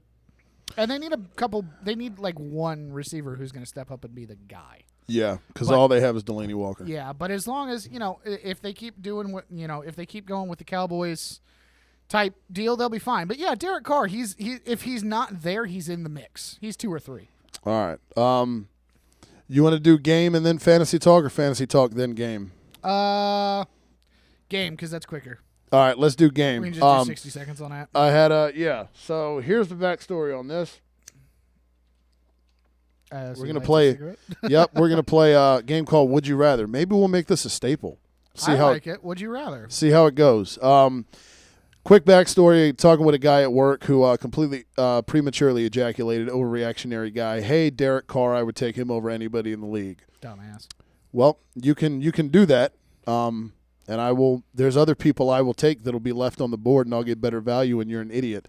So we've compiled a list of people here, comparable quarterbacks. We're not throwing out Brian Hoyers and Ryan Tannehills and Blaine Gabberts and whatnot. So we've compiled a list of about 15 to 18 comparable good quarterbacks. And would you rather? The would you rather is going to be, would you take Derek Carr or fill in the blank? Who would you take? So we're trying to figure out who we would take Derek Carr over. Essentially where we each have Derek Carr ranked in the league in terms of quarterbacks. Yep. So no, I did not put this guy first on the list on purpose. It was just the way I was going through when I was listing guys. That's fine. So, Derek Carr or Carson Wentz? Carr. I'm going Wentz. I know. Yep. Derek Carr or Dak Prescott. I put Dak / Tony Romo. Before we do this, yep. Is this Derek Carr now or Derek Carr like as a rookie? No, now. Derek Carr now or the guy like it's this guy where he is now versus all these guys where they are right now. Right. Are we counting Super Bowl titles? Like is that I mean it's hard not to because when you think Tom Brady you think, titles, yeah. 4 rings. I got you. So pretty much I'm drafting a fantasy football team again. Right, you're a GM. Or I'm a GM, and all the players got distributed out. And okay, Yeah, who would you take? all right, I got you. All right, so you got Carr over Wentz. Yeah, Carr. All right, I'm going Wentz because he does pre-snap stuff, and I like his IQ. Yep. I did both of these here because I couldn't figure out how to divide it up, but I thought they both deserved a spot here on the list, obviously. Yeah. Dak Prescott / Tony Romo. Carr over both of them. I agree. And that's not just because Homerism. Exactly. I understand that completely. No worries. Carr Eli. Carr. Yep. Carr Russell Wilson. Carr. Yep. Carr Matt Stafford. Carr. All day. Carr Aaron Rodgers. Rogers. Yep. Carr Cam Newton. Newton. Carr. Okay. Carr Matt Ryan. Same argument as Rogers. Ryan. Okay, I'll go Derek Carr, but I like Matt Ryan as well. Okay. Carr Jameis the rapist. Carr or crab legs? I think I'm getting a little ahead of ourselves here, but I think Jameis Winston is related to Donald Trump. Fuck her right in the pussy. Grab her by the pussy. It's all about the pussy around here, folks. Trump Winston 2020. Oh, fuck me. I'd rather have Winston than Pence, though, because Pence is a fucking righteous. They're both fucking dipshits. Yeah, but Winston, at least, Yeah. Trump will get the black vote. Give me Carr. Those are the ones he needs. All right, Carr Breeze. Carr. Yep, Carr Bortles. Carr. Obviously, he just beat the shit out of Bortles. Yeah, I'm a Bortles apologist, though. But I know, we both are. I go Carr, but I like Blake Bortles. Yep. Because alliteration. Speaking of, Derek Carr, Marcus Mariota. Carr. Yep. Carr, Andrew Luck, the werewolf. Luck. Yep. Carr, Joe Flacco. Give me Carr. Yep. I like Flacco, though, man. I know. Carr, the ginger, Andy Dalton, the other ginger. I want a chance at winning a playoff game. Give me Carr. Ho! Because you have no soul. Andy. Derek Carr or Big Ben the rapist. 2 rapists on the list. Jesus. We'll get them more in hour 2. Good job, NFL. Yep. A lot of rape in today's show. It's like Last House on the Left. Ben, how old is Big Ben? He's been in the league since 2004, dude. Carr. Yep. Carr or Phillip Rivers. This was the toughest one for me. This is tough, but Phillip Rivers has also been in the league since 2004. Carr. Yeah, and that's what it came down to for me. But I fucking love Phillip Rivers, man. He's Dan Marino in his generation. And the last one, Carr or Tom Brady. Carr. I still go Brady. I mean, but Brady's not going to play till 50. No, but he's going to linger like fruit flies that you don't want around. Like Bledsoe and Testaverde and Flutie. Yeah, only nobody minded those guys. Brady's the fucking worst human being ever to, other than maybe one of the people we'll get to in hour 2. Right. Stay tuned. So there's that. There's our game. Would you rather? Hit us up on the social media stuff that we plugged, and give us a call 757-848-5920. Comment our stuff all over the social media platforms. Hit us up. Let us know if you liked it. That was kind of rushed because we're trying to fit some fantasy trade talk in here before the end of the hour. So if it becomes a thing, we'll spend more time on it. We'll actually keep up with who we would rather. So there's the inaugural edition. We'll see where that goes. Speaking of Derek Carr, he is now my backup in our fantasy league that we've touched on previously, which is a money league. People, there's money up for grabs. That's why folks take it seriously. I took Brady, and I had my eye on since I knew he'd be suspended for the first 4 games. All along, Derek Carr was the guy I wanted as my backup. I got him. He got me off to a 3-1 record without Brady, and I haven't lost since. That's me knocking. Hopefully I'm 7-1 currently. Derek Carr has become hot trade bait. Yep. I have had 4 people, including you, hit me up with offers. And one of them was laughable. What was it? I think it was like Theo Riddick. Oh, fuck off. And I'm like, dude, I need a running back, but I'll just pluck a dude off waivers. Fuck you. So yeah, there was another one that I can't remember. What a twat. And then you and I were talking prior to the game, and I'm in a situation where I need a quarterback because Brady's on a bye this week, so I need somebody. If I'm going to deal Carr, who is who I would play this week, I'm going to need a quarterback in return, was just so happens that you have a guy very near and dear to my heart Ding, ding, on ding. your team. Hey. So, yep, number 11 for the Birds, Carson Wentz. And I also, when I looked at my lineup, a weak spot on my team, the one position I look at and I'm not super stoked about is tight end. Gary Barnidge was the guy I wanted. I got him, and I have not been super impressed. I feel like the Raiders when they got Robert Gallery, since we're talking Raiders. Ha. This hasn't really worked out super well. So send him to Seattle for a Powerade machine. That's a name I haven't heard in fucking a long ass time. Yep, that was from the depths of the vault, dude. I just instantly thought Raiders shitty draft pick since we're talking Derek Carr a lot. I don't know how Jamarcus Russell. I don't know how Jarmacus wasn't the one that I didn't think of, but it was hippie Robert Gallery. Jarmacus. So yeah, I needed an upgrade at tight end, and you were willing to deal Jimmy Graham. Yeah, man. So, which I'm not super happy with what he's done, but over Barnidge, he's an upgrade. Well, here's the thing: is I need an upgrade at quarterback because Russell Wilson is doing shit for me. I have the Russell Wilson and Jimmy Graham stack, and I thought it was going to be great. And then they played Miami week 1. Since then, it really hasn't done me a whole lot, and I am 2-6 in your league. So at this point, I am desperate Dan, because if I am going to make the playoffs in your league and have a chance at winning my money back at the very least. I mean, granted, it's $20, but it's still fucking $20. I can 25, dude. Don't forget the extra 5. That's like a Slim Jim and a big gulp. Yeah, exactly. I can get a lot for $25. Yeah. So it's kind of one of those things where I'm like, all right, I need better quarterback play. My running backs are going to come into the second half of the season, and I need a little bit more production from my tight end spot. Who do I grab? Oh, Corey. Hey, by the way, you've got that guy who just went off. Yep. Can I get him? God damn, those fucking pickles stink. They smell, yeah. Dude, okay. Aggressive Y'all garlic. need to chuck those things. Are they still good? Dude. They've got some longevity, man. Justin's just wrecking a pickle right now. Head over to the radio. Two things. Yep. At Radio Free Radio on Instagram, we got a picture of the pickle bucket. So go check it out. When that thing gets opened, Jesus, it smells like a whorehouse at 4 a.m. Why does a horse pussy smell like garlic? I don't know. Because Dracula. These are things I've been told. I wouldn't know. Oh man. So it's one of those things. I need better quarterback play. I need better tight end play. So I was like, you know what? Hey, who do you got at tight end? Oh, I got Jack Doyle. I got Gary Barnidge. All right, can I get Jack Doyle and can I get Derek Carr? I'll give you Wentz. I was offering up Will Fuller. I was offering up Adrian Peterson for maybe down the stretch in the playoffs. And you decided you wanted Wentz and Graham, and I'm okay with that. Well, because what we had originally agreed on was Carr and Doyle for Wentz, AP, and Jimmy Graham. I want AP because I've got David Johnson and Gio Bernard. So if AP gets back for the playoffs, good luck dealing with him and David Johnson. Plugs. So, yep. But it's one of those things. I had to fill a running back spot.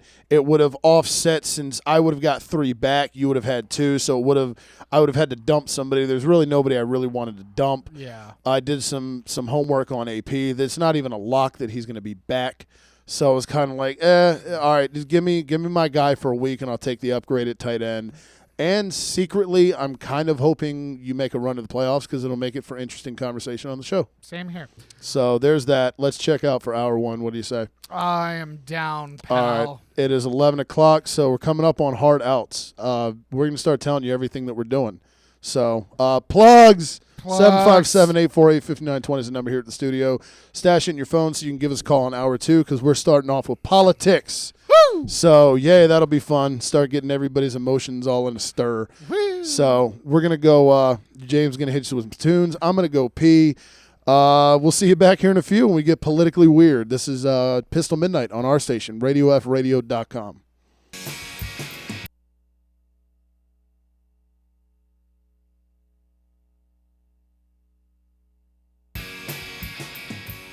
Hey guys, Matt and Justin here. Do you like things that are funny? Do you like music? Do you like talk? Well, we've got it all on Good Morning You Drunks. How do you feel about double middle fingers? I don't like them, but I will accept them. Oh, Monday nights, 8 p.m.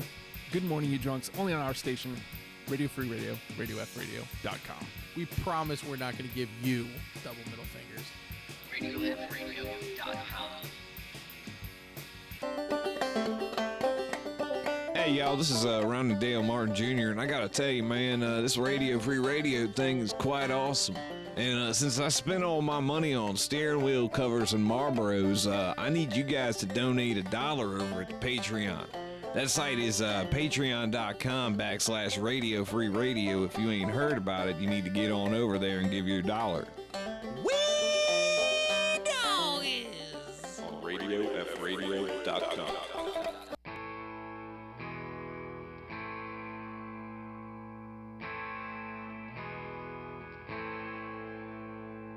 Cancer man disco.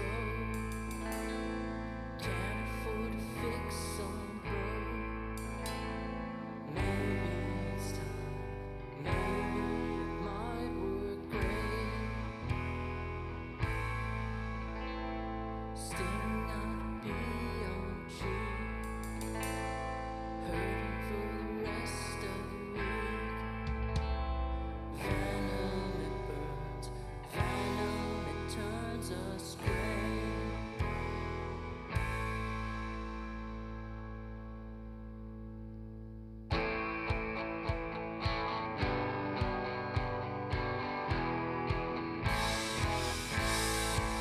It's been a bummer summer, one to forget.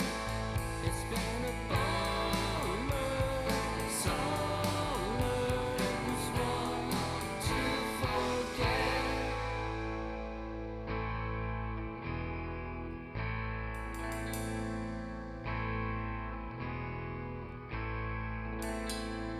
Italian girl in rain, and I try to find an escape. Drawn to more beers, we wait for the clear and wait.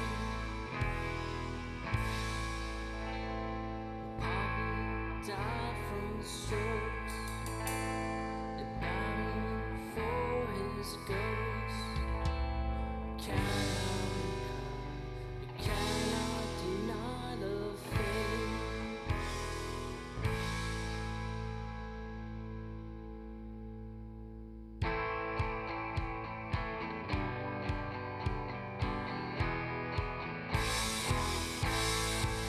It's been a bummer summer,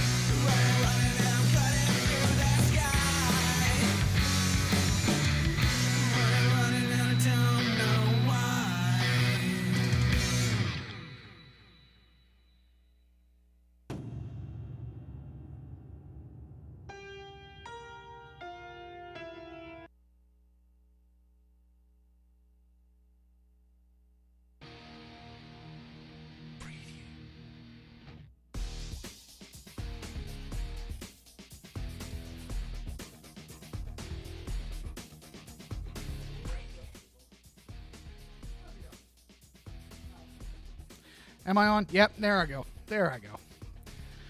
Ah, fun times here in the RFR studio. Corey is currently incapacitated. He found a bout of the Schlitz. So I'm gonna hang here for a few and talk to you guys.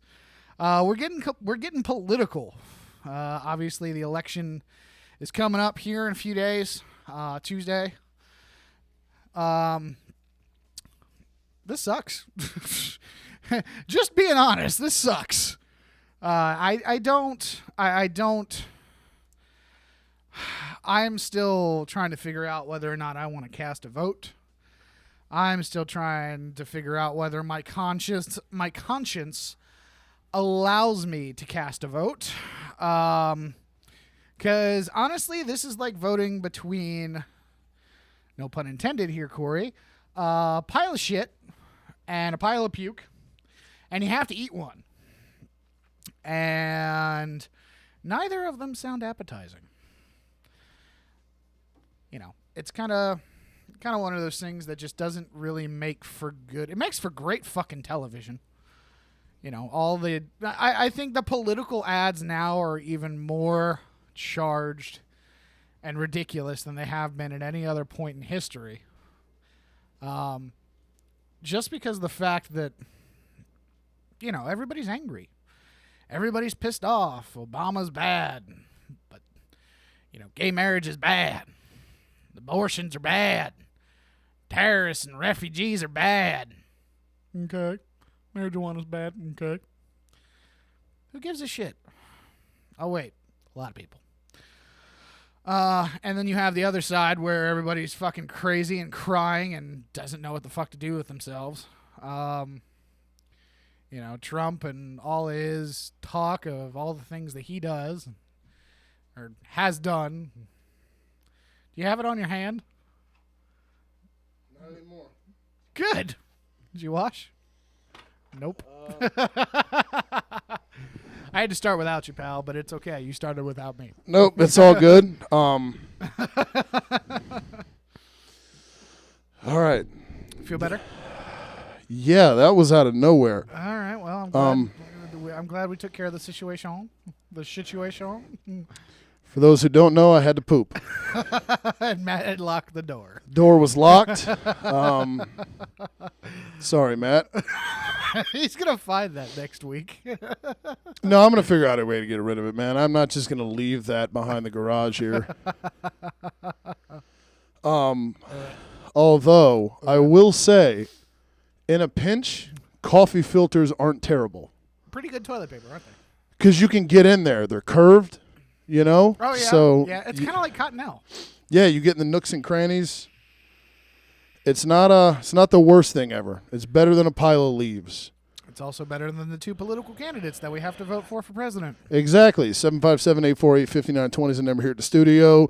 If you want to argue with us, especially you right-wing nut jobs, just come out and fire my opinions out there, fresh off of poop. However, those crazy left-wing nut jobs aren't too crazy awesome either. They're both ridiculous, man. Like, and that's, at the end of the day, the other, and it's terrible because you got like Fox News and CNN, like each of them push their own agenda so much. Yep.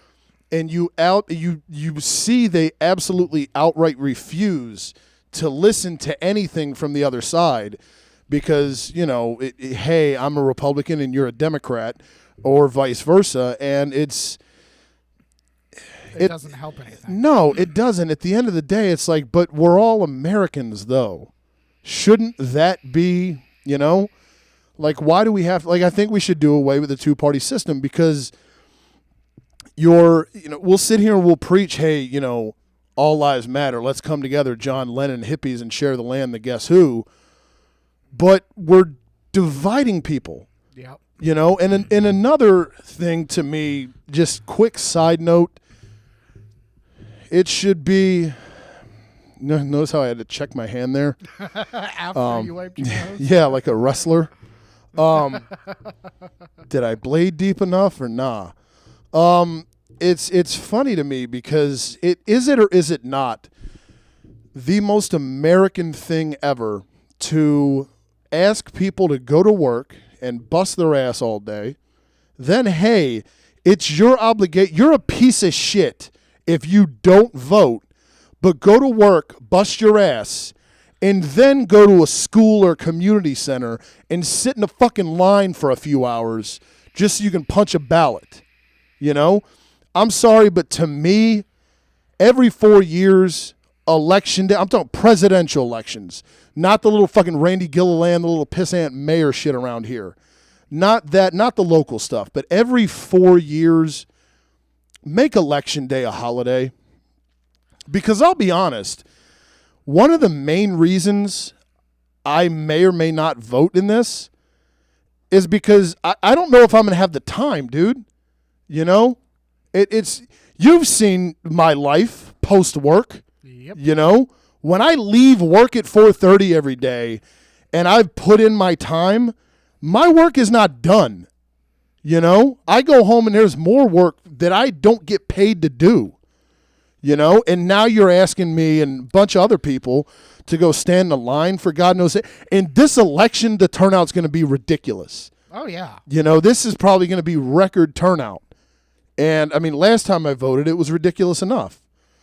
So, it just to me, to get that out there, if somehow this gets to somebody who is able to put this in motion, I just think, to me, it makes so much sense. It's just so fucking American to be like, yo, you're a terrible person if you don't vote, but, you know, hey, try and squeeze this into your schedule.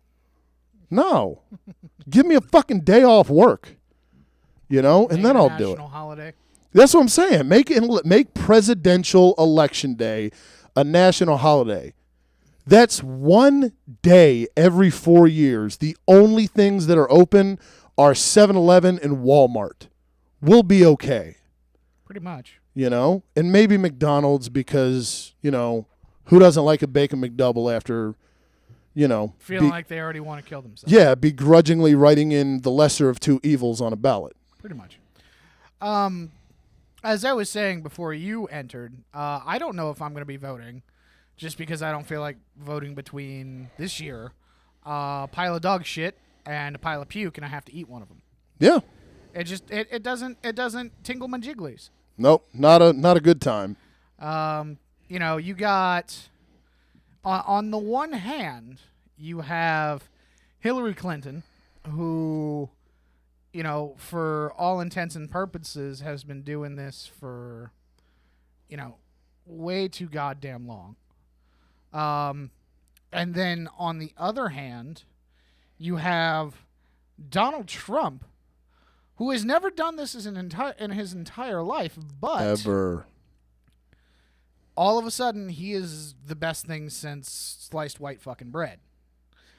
And it scares me either way because, you know, there's a lot of people talking about, oh, we're going to, you know, have World War III and if Hillary gets the vote, but, you know, oh, the country's going to go to shit if Donald Trump gets the vote. And honestly, either way, there's just no good outcome for America. It's going to be just more of the same spinning your tires in the mud if Clinton gets elected, or it's going to be a complete and utter shit show for if Donald Trump gets elected. And I actually, before the show, I put together a list of, you know, horrible things that each of them have done or have been accused of or are reported to have done, you know, for, you know, just comparison's sake. The bad part is I filled up both fucking sides of the paper. Yeah, we could do an entire 2-hour show on this. You know, here, we'll just run down Hillary real quick. She's Wall Street bought out. She had the email scandal where she set up the private email server, the Benghazi scandal where she left 4 Americans to die. The Clinton Foundation has been accused of receiving money from overseas benefactors who are purporting with child rape and child soldiers and terrorism, all kinds of craziness. She got the child rapist off in the one case back in the 80s or 90s. She lied about being under sniper fire in Bosnia. Bill Clinton is her husband, so he's just as bad as Donald Trump because, he got sucked off in the Oval Office by an intern. Why does that bother people, though? Because it's the whole, her husband did it, so why didn't she say anything, or why are you still supporting her when it's the same thing you're accusing my guy of? It's stupid. She rigged the primary. Her and her cronies at the DNC rigged the primary against Bernie Sanders so that he couldn't win, even though we know for a fucking fact that he honestly won the popular vote in the primary, even without the independent vote, which we still think should count. She potentially had whistleblowers killed after it came out that she rigged the primary against Bernie Sanders, and there is a history of whistleblowers for things that she and her husband and their foundation has done wrong, of being found strangely murdered. Also, Justice Scalia, who recently died of very weird circumstances. A lot of right-wing people are saying, hey, she had him killed so that there's another spot on the Supreme Court open. Then there's her Secret Service tirade where she yelled at a Secret Service man.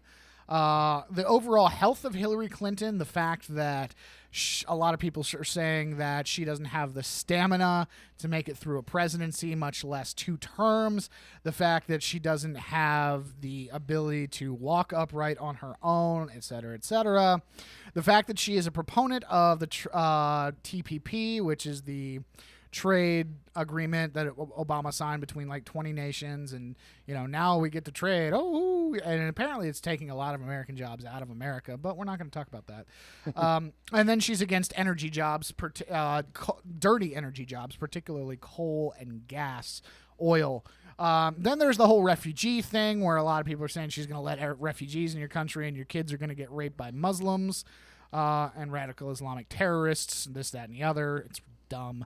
And then there's the whole issue of why do black people want to vote for Hillary Clinton when she called them super predators back in the 90s. So a lot of different things where Hillary Clinton has either been under fire or she has been, purported to have done, and just being a giant raging cunt, to put it mildly. On the flip side, we have Donnie Boy Trump, billionaire extraordinaire. Here we go. This is the part I was waiting for. He has lost billions of dollars through his companies. At the same time, he has declared bankruptcy 6 times, and in that span, he has lost people. He has lost hundreds upon hundreds of jobs for individuals, for employees, and for contractors, and screwed them out of getting millions of dollars. He won't release his tax returns, but he also says to everyone that he doesn't pay taxes, and he hasn't paid taxes for almost 20 years. A little ridiculous to me. If I have to do it, why the fuck don't you have to do it? Oh, wait, tax laws, they're stupid. Yep, that's why Trump. he wants to get rid of the IRS, which might not be a bad thing, but I don't think that he has the financial acumen to be replacing the IRS with something else because, again, loses billions of dollars. Hello.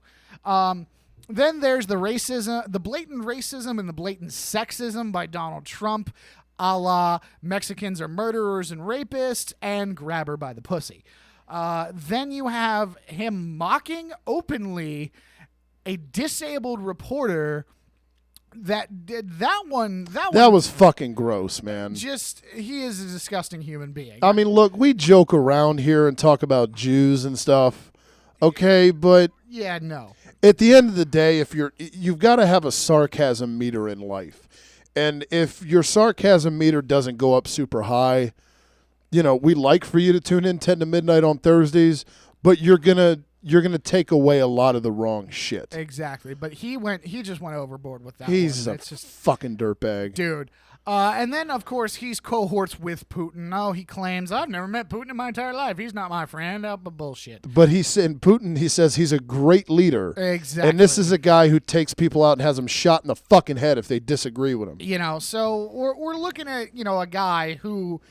We're looking at the guy who is going to be opening the door. I'm more scared of Russian Spetsnaz troops coming through my neighborhood than I am Muslim refugees. That's just me. Yeah.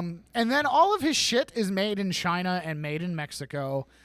He doesn't make anything here in America unless it's a ridiculously large building. And then if he does, he fires all the people or doesn't complete it or it goes bankrupt or something bad happens. He's lost 3 fucking casinos. How the fuck do you, like, the house is the biggest bet. Like, you're supposed to bet the house because the house always wins. How do you go bankrupt with a fucking casino? Anyway, he has no idea how to work with other heads of state because it's always been his way or the highway. He is so used to being at the top of the food chain that he doesn't understand the word concession. He doesn't understand the word compromise. If he doesn't get his way, he is going to kick and scream and cry like a big baby until either it blows up in his face and then he declares bankruptcy, or he gets his way. And a lot of the way things work now, a lot of these things aren't going to go his way, and he's going to kick and scream and cry about it, and that doesn't make me happy. I don't want that out of a head of state. He has a very bad obsession with China. He can't tell he can't tell you whether they're good or whether they're bad or whether they're great, whether they're horrible, whether they're deplorable. It doesn't matter. He just China. He has a horrible tax plan. He wants to strip away Obamacare. Okay, Obamacare kind of sucks, let's be honest, but it could be worse. I mean, we could have 21 million people that don't have health insurance. Oh, wait, fuck. That's what happens if we take away Obamacare. Good job. Also, he wants to build a wall between the United States and Mexico and make Mexico pay for it, which makes no fucking sense whatsoever. And lastly but not least, he lacks the tact and experience of a president because, being presidential fucking means something. I don't care whether you like or dislike Obama. I don't care whether you like or dislike George W. Bush. I don't care whether you like or dislike any past president that we've ever had here in America. They all had one thing in common, and they were all presidential. They always acted a certain way towards the public. They always spoke a certain way with respect. They spoke with dignity. They spoke with tact. And they acted in the same manner. They weren't incompetent fuckheads who couldn't string a goddamn sentence together past a 5th or below a 5th grade level. It's ridiculous to me. I'm not saying that Clinton is any better because, goddamn it, under her skin, she is a lizard creature. She is disgusting. She is a horrible excuse for a human being. Probably deserves to be shot. But so does he. He deserves to be dragged out. He has not earned the respect of a bullet to the forehead. No, he needs to be beaten and bludgeoned. I'm fine with that, like too. the Walking Dead episode a couple weeks ago. He needs to have his shit popped out of his skull because this man is an absolute disgrace to America. He is an absolute wretch of a human being. And the fact that he has such a large following and a large voter base makes me sick. It shows how collectively dumb we are as a people, and stupid to me. And again, everything you said about Hillary is accurate. I am not here to sit here and say that Hillary is a great person. She's not, okay? But at the end of the day, she at least has she has experience this, okay? Trump is a dude who ruined the USFL in the mid-'80s. He hosted 2 WrestleManias at Trump Tower back in, 88 and 89, I believe. He popped up again at like WrestleMania 23 because he's buddies with Vince, and, they did a hair versus hair thing, and he had a reality TV show where he told people they're fired, and that's it. He's a reality TV guy. The fact that he made it this far is grotesque to me, and I think this is a sign of the times, man. This is what terrifies me the most. Is this could be the first example of this. If Trump gets elected, what's to stop some arrogant piece of shit like Kanye West, somebody like that? People of that ilk who are going to sit there and go, oh, well, shit, if Trump could do it, he didn't have any experience. Why couldn't I do it? You know, I got records. People know who I am. You know, I can use my platform and I can get a campaign going. And this to me would have never happened back in the 70s, back in the 80s, hell no. pre-social media. And again, you know, we have all this technology at our disposal, and it's great. You know, that's how we're able to, you know, come to you. What's up, YouTube? 757-848-5920 is the number here, by the way, if you want to give us a shout. Plugs. Plugs. Patreon.com as well, by the way. $1 a month gets you political rants, and we oil you down in a Thousand Island dressing. Or you can oil us down if you'd like. But that's what those pickles go into. It's hey, little garlic chunks. But this is the we're to blame. We are to blame for this. We get who we deserve. And that's at the end of the day, that's the genesis of it. You know, that's what I had a little thing at work with a dude yesterday, you know, who's a Trump guy, you know, a right-wing guy. And I told him, I said, look, man, when you wake up next Wednesday and Donald Trump's our president, just understand you're responsible for this shit. You know, you did this. And you and all the other fucking minions who, you know, just buy into it. Mm-hmm. And I don't for the life of me understand it. I don't understand how or why he's there. You know, this to me, at first I thought this was a publicity stunt. We all did. And yeah, and then I like, oh shit, like he's got the nomination. Jesus fucking Christ. Well, it was a joke until the joke became not so funny. Yeah, it's all fun and games until Donald Trump's actually the president. Here's a couple points for me. I actually last year, at the beginning of 2015, I applied to 5 different universities over in Britain to go to school.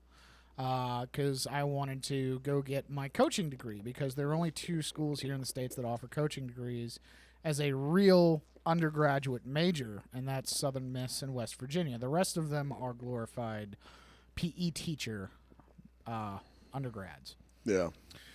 So I applied for 5 schools. I got into 4 of them. And I picked one that I wanted to go to. And I was getting ready to go. And I was very happy because I was going to escape all of the bullshit. I was going to escape all of this ridiculousness because I didn't want to be here for it. I did not want to be here for it. Unfortunately, things did not work out, and I ended up stuck here. So... Yep. Now I have a radio show, and I get to talk to you guys every week for 2 hours about sports and fun stuffs, and, you know, I get to make Corey do stand-up, and I have to still get my belly button pierced. That's coming, by the way, speaking of which, segue. Make me, what are you, Jameis Winston? Exactly, grab you by the pussy. Oh, wait, we've already done that. Yeah, I am fearful for, I'm not fearful for myself, because I am a white male. I have nothing to fucking fear. I have absolutely nothing to fear except for the other white males who may shoot me because my opinion is dissenting of the common rhetoric of fuck women, fuck black people, fuck Mexicans, fuck Muslims, fuck anybody who is not a white Anglo-Saxon Protestant. That's the only fear that I would ever have. Is because any of those other groups, I'm in. Because women's rights, black people, Mexicans, refugees, Muslims, you know, all those. I'm just like, okay, fine, do your thing. It's not. I don't. Great. Be a person because you're a person. I think I think we all have something. I think we're about to come on some very dark times, and I don't give a shit if you're white, black, or if you're purple with pink polka dots. I think this has a potential to affect everyone in a negative light because you can sit there and you can say, hey, make America great again, and you can come up with a slogan that people can turn into a hashtag. But a problem I have with that is you're implying that America has been great. And I, dude driving a Silverado, listen to Skinner drinking, Budweiser. Light. Yeah, Bud Light, exactly. With your "Don't Tread on Me" flag flying from the bed of your Silverado. Give us a call, 757-848-5920, plugs. And let's do it. But it implies that we were great, and it's this arrogance that you're force fed growing up, that we're America, we're better than everybody, and it's bullshit. And you've got to understand, if you could step out from the Stars and Stripes for a minute and get Uncle Sam's dick out of your ass and understand that nobody's looking at us right now. This isn't 100 years ago where everyone's like, hey, land of the free, let's go there. Yes, we have it better than others, absolutely, in some way. But do we have it as well as we could or should? No. And people are sitting back right now in other countries laughing their asses off at what we've turned into. Because, look, it's been a fun run, but, it's – and Trump, to me, again, at the end of the day, it boils down to he's a little rich fucker who was born with a silver spoon in his mouth. He was given a small loan from his pop for $1 million. Small loan. He's never had to work for dick shit in his life. And, like you say, he acts like a petulant child. I can tell my 7-year-old son to fuck off and shut the TV off, and he responds to that better than Trump does to being asked a question. It's a great question. I love that question. Yeah, there's a problem there, and I've said it before and I'll say it again. Initially, I kind of meant it in jest, but now Canadian real estate, dude. Yep. What's up, Calgary? What's up, Winnipeg? Yo. Honestly, I want to move to Sweden. Sweden. What was the other country I was looking at? There was another country I was actively. Well, England, obviously. Germany. I'd move to Germany. If I were to go anywhere, it'd be Ireland or Italy. Yeah. Outside of North America. And that's Yeah. just because I'm Irish and Italian. Yeah. But it's one of those things, and here's what I've been saying from the beginning. American presidents generally are great speakers. Or they can at least read off of a fucking piece of paper. yeah, they can sell it. Donald Trump, if you put his speeches into words and like literally verbatim what he says onto a piece of paper and you read it, it is the equivalent of a teacher reading a paper written by a 5th grader with spelling errors and grammatical errors throughout. It's beyond. I don't. Is America just that fucking stupid? We are now. Like, I understand our education system is shit, and I understand that a lot of people can't read above an 8th grade level, and I understand that a lot of people are still illiterate and still real dumb. But, like, is English not is that not our fucking firstborn language? Speak English, motherfucker. You live here. All right. You learn English, motherfucker. You live here too. I don't understand. Supposed to be. I cannot for the life of me understand. I don't understand what we're doing. Listen to him talk. I listened to 2 minutes the first time that he stepped up on stage and was, I'm going to run for president. And I listened to him and I went, you are the dumbest sumbitch that I think we've ever produced for this kind of particular position. Yep. How the hell did you think this was a good idea? It's amazing. I mean, that's a great question. I love that question. Mexico. And I love the Chinese. They're great. But China is the leading. If you have to say that's amazing, I mean, that's amazing, folks. If you literally have to repeat every time the highlight of your sentence, if you can't just segue into other sentences, if you can't do it, you have no business. You would literally have no business. Yeah, we can do it. We've only been doing this for 7 months. Exactly. I just. What's up, Donnie? Now, I'm going to flip the script because we're bashing the shit out of Donald Trump. Clinton is, oh God, I have legitimately, I've been thinking about voting for her for the past 2 months now. I've been legitimately going over the back and forths in my head. The one reason there are two reasons that I want to vote for Clinton is the fact that I'm an AmeriCorps brat, and Bill Clinton Bill Clinton and Hillary Clinton have been pushing AmeriCorps and social service programs for years. And everybody's all up in this whole, kids straight out of high school need to do public service for a year or two, whether it be the military or some other program. So on that point, conservative, she's your lady, because she pushes the public service. But on the flip side, there's also, she's also the champion of the party that champions social justice issues. Women's rights, abortion, not being a dick, not being an asshole. It's raining hard. Really bad. I hope it washes my poop away. Yeah, probably. It's just all of the LGBT community, all of these different issues that I see under Donald Trump completely and utterly getting wiped out. Take back the LGBT marriage ruling. Take back Roe v. Wade.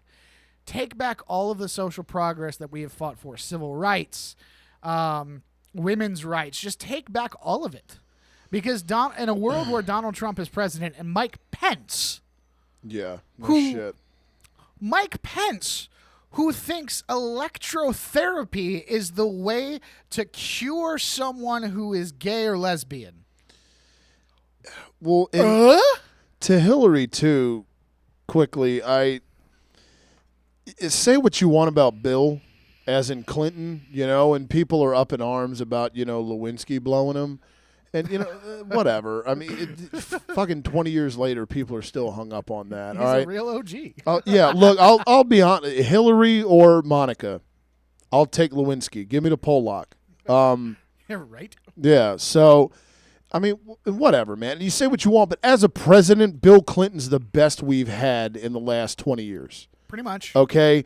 And he's married to Hillary. Now, as we know as dudes, when you have a woman in your life, you don't make 100% of the decisions solely on your own merit.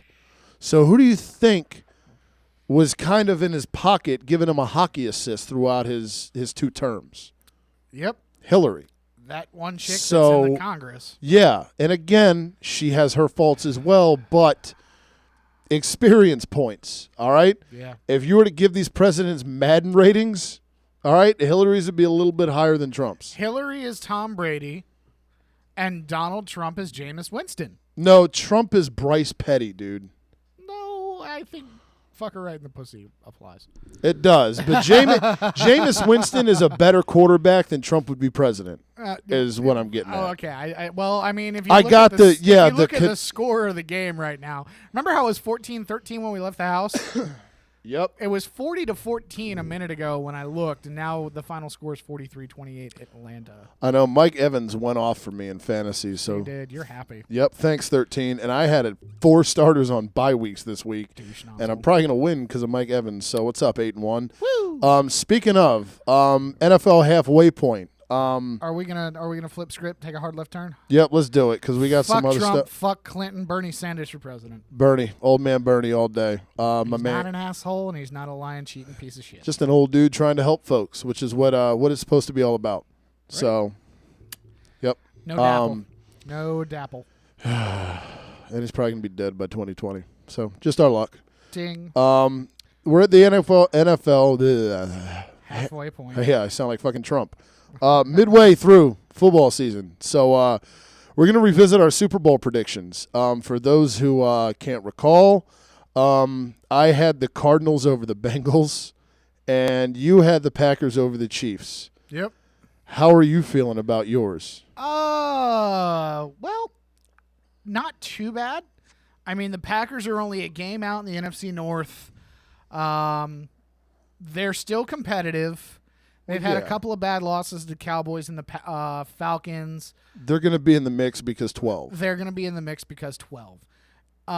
Then you have the Chiefs, who at 5-2 are only behind the Broncos and Raiders by a half game. My man Foles. Excuse me. So it's not like they're doing horribly. They have a 3-0 home record, 2-2 on the road, 2-0 in the division, plus 29 the point difference. They're not horrible. I mean, honestly, and they beat the Raiders. I don't know whether or not they lost to the did they lose to the Broncos? Did they play the Broncos? No, 2-0 yet? in the division.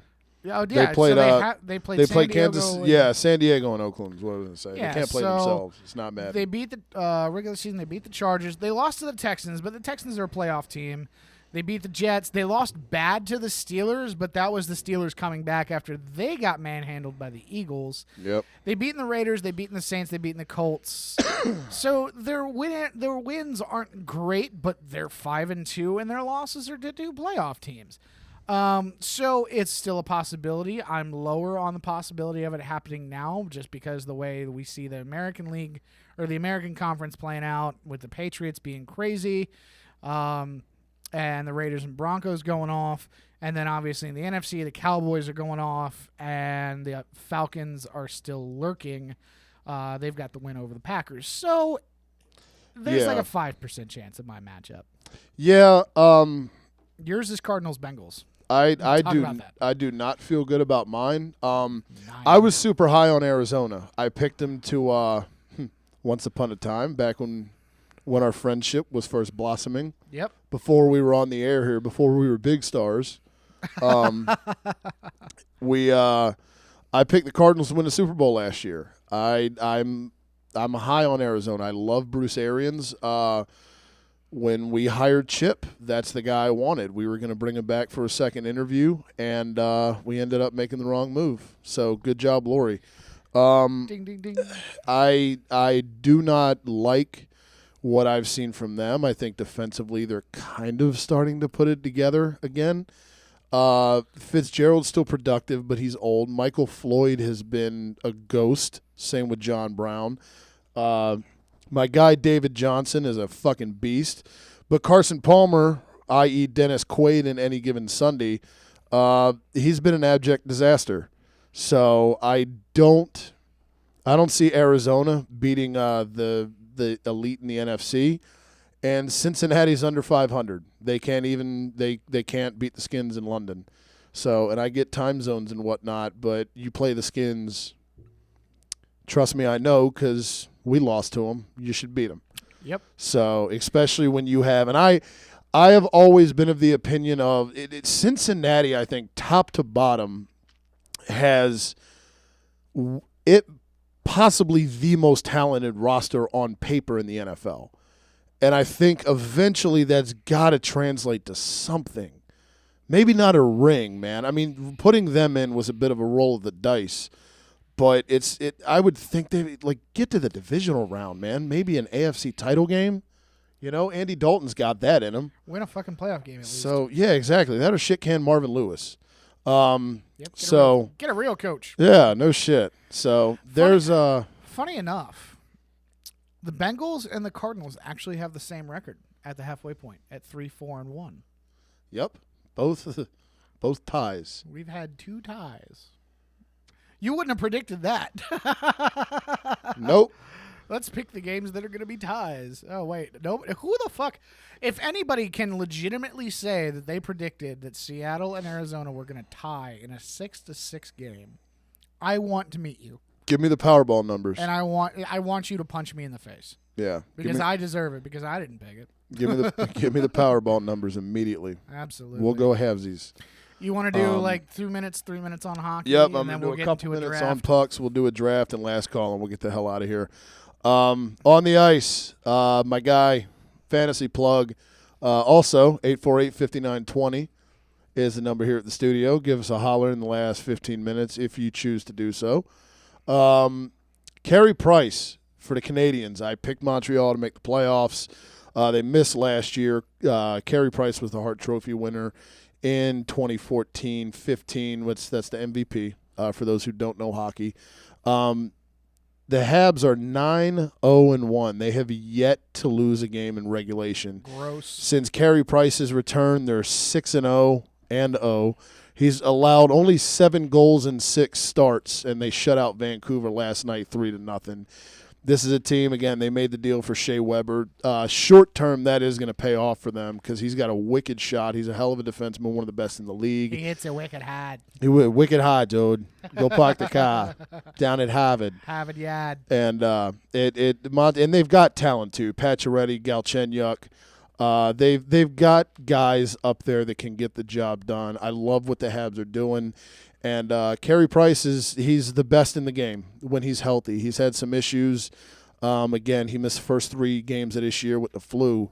So that's I'm okay with that. Okay. The Habs are gross, long story short. My Flyers came back again last night. Shut down up. 3-2 to the Red Wings. Shut up. With just over a minute left, Mark Streit nets a controversial goal. They tried to say that Braden Shen, they ruled it a goal initially. They reviewed it. Jay Blashill, the coach of the Red Wings, challenged it. Tried to say that Braden Shen deliberately ran into Peter Mrazek. He did not. It was ruled a goal, tied at 3. Goes to overtime. Giroux with a sick pass on a turnover by Detroit. He and Voracek with a 2-on-1. He dishes a sweet pass to Voracek. Ginger to Ginger. 93 gets the game winner last night against Detroit at Wells Fargo. Tonight, it's Giroux who wins it over the Islanders in a shootout. So this is a thing now, man. And it's not going to happen like every game for the entire year. I get it, but it's a fun stretch. It's a fun stretch. Yeah, no, the end result, absolutely. But I would eventually like for us to understand that there's 3 periods in the game, and that doesn't mean second, third, and overtime. No, there's not. And we start in the first.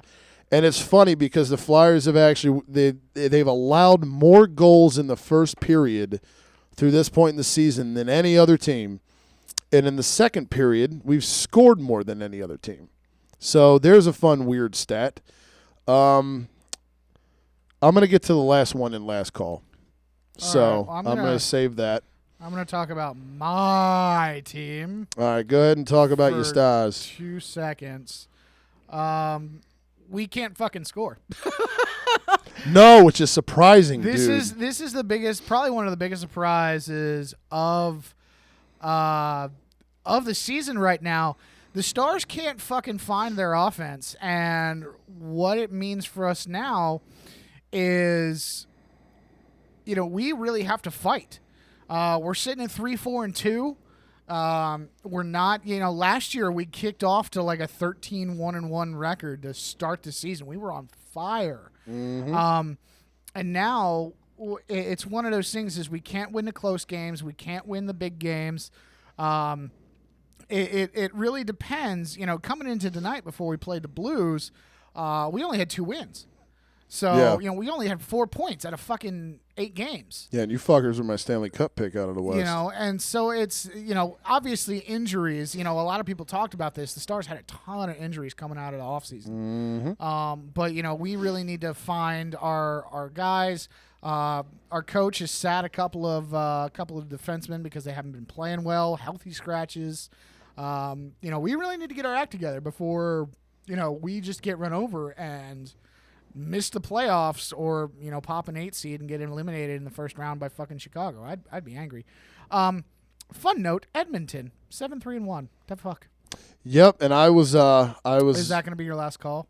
No, Edmonton to me, and again, they were a popular dark horse pick. I held off on them. Yeah. I thought they were about a year away, but look, they look good. Cam Talbot in net has been pretty damn good, pretty consistent, save for the last 2 games. They lost tonight to the Caps. No, Capitals played Winnipeg. I can't remember. They lost 5-3. I remember seeing the score. But Connor McDavid. Look, when you have the amount of number 1 overall picks that they've had, despite trading 2 of them, Taylor Rangers. Hall to was it the Rangers? That's right. Okay. Taylor Hall now with the Devils, and you have Nail Yakupov who got sent to the Blues just before the season started. But you still have Ryan Nugent-Hopkins. You've got the Golden Boy, Connor McDavid, Leon Draisaitl at defense. I mean, you've got guys, Jesse Puljujarvi, and Cam Talbot in net. Like I said, except for the last 2 games, he's done his thing. Maybe Edmonton will be in the playoffs. Yeah. I mean, I think I may have been wrong there. I was right on Montreal. I think I might have been wrong on Edmonton. Again, it's so early. But, I mean, if you're Edmonton, you've got to be fired up with how you look. Yeah. Because, I mean, hats off. Fun fact, we won 6-2 tonight over the Blues. And if you guys remember, Western Conference second round, Dallas played St. Louis, and it went 7 games. Such a good series. It pissed me off. It was either we scored a bunch early or they killed us with defense and beat us late. So we were up 2-1 after 2, excuse me. And then apparently we decided we learned how to score again. Petrangelo, Ben, Spezza, Johns, Klingberg, and Eves all got on the score sheet tonight. Sagan, I know I should have started Spezza. Sagan looks like he had at least 2 assists. No, he had 3 assists. 4 assists. Good God. Sagan's gross, dude. Ben, for my fantasy team, he went off for me.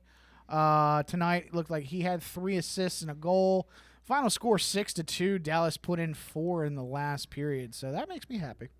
I'm cool all with that. Good nights for us on the ice. Right, getting into the draft.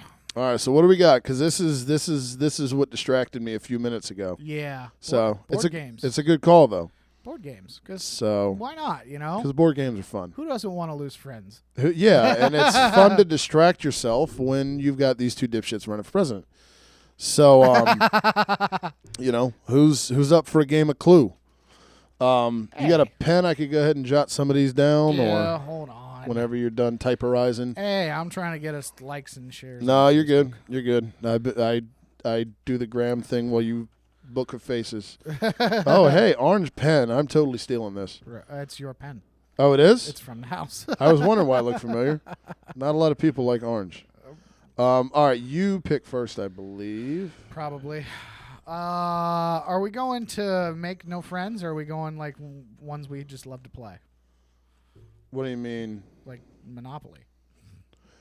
See, that's because I initially thought Cards Against Humanity, but that's not necessarily a board game. No, I'm talking like board game.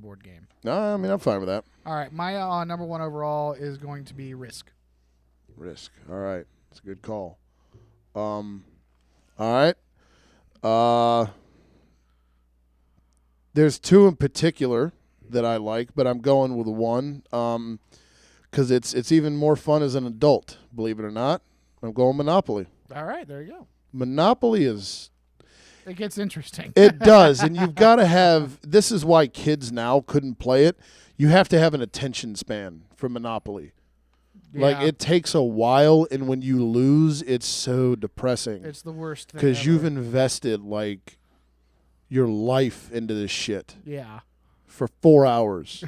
Quite literally. And somebody comes through, and now you got to sell your hotels, and flip your properties to stay alive. Yeah. Fuck you. Like that one night that I did. Yeah, exactly. Fucking triangular algorithms. That was a good night. It was. That was a good night. That was before shit hit the fan. Yep. 4 things got weird. All right. Second Number 2 round. for me is Clue, actually. I love Clue. I fucking love Clue. It's a good call. One of my favorites. Number 2 still available on my board. I always loved this game, and somewhere I lost it, and I want to get another one. I was about to say another copy, but that doesn't make sense because it's a board game we're talking about, not books. I'm going Battleship. Fuck you. Yep. Nice, good call. That's my shit, dude. I mean, honestly, Cards Against Humanity does count, though, I think, here. Because if you're counting games like... I would have gone that first. Well, yeah, but I'm not going to take it from you now. I'm not going to be Rachel Nichols tonight. All right. Still bummed out about that one. I'm going to go...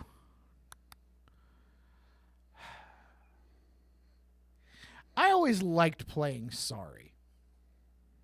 Can't go wrong there. That was always one that, like, if you lost or if you won, you pissed your friends off. Yep. That one was fun for me. I like Sorry. Are you going to go Cards Against Humanity? No, I'm not going to do that. Okay. Because we both said we would have taken it, and then, Yeah. that's a dick move. That's like number 1 overall for everybody. Yeah, exactly. So we'll keep that on the board. I'm going childhood memories here. A lot of fun memories playing this one with my grandmother, R.I.P. Trouble. Okay, yep. I remember my pop yelled at me once because I used to get like pissed off when I'd lose in the little pop thing instead of just pressing it like a civilized You person. hit it hard. You're gonna fucking break it. I spent $9 on that shit.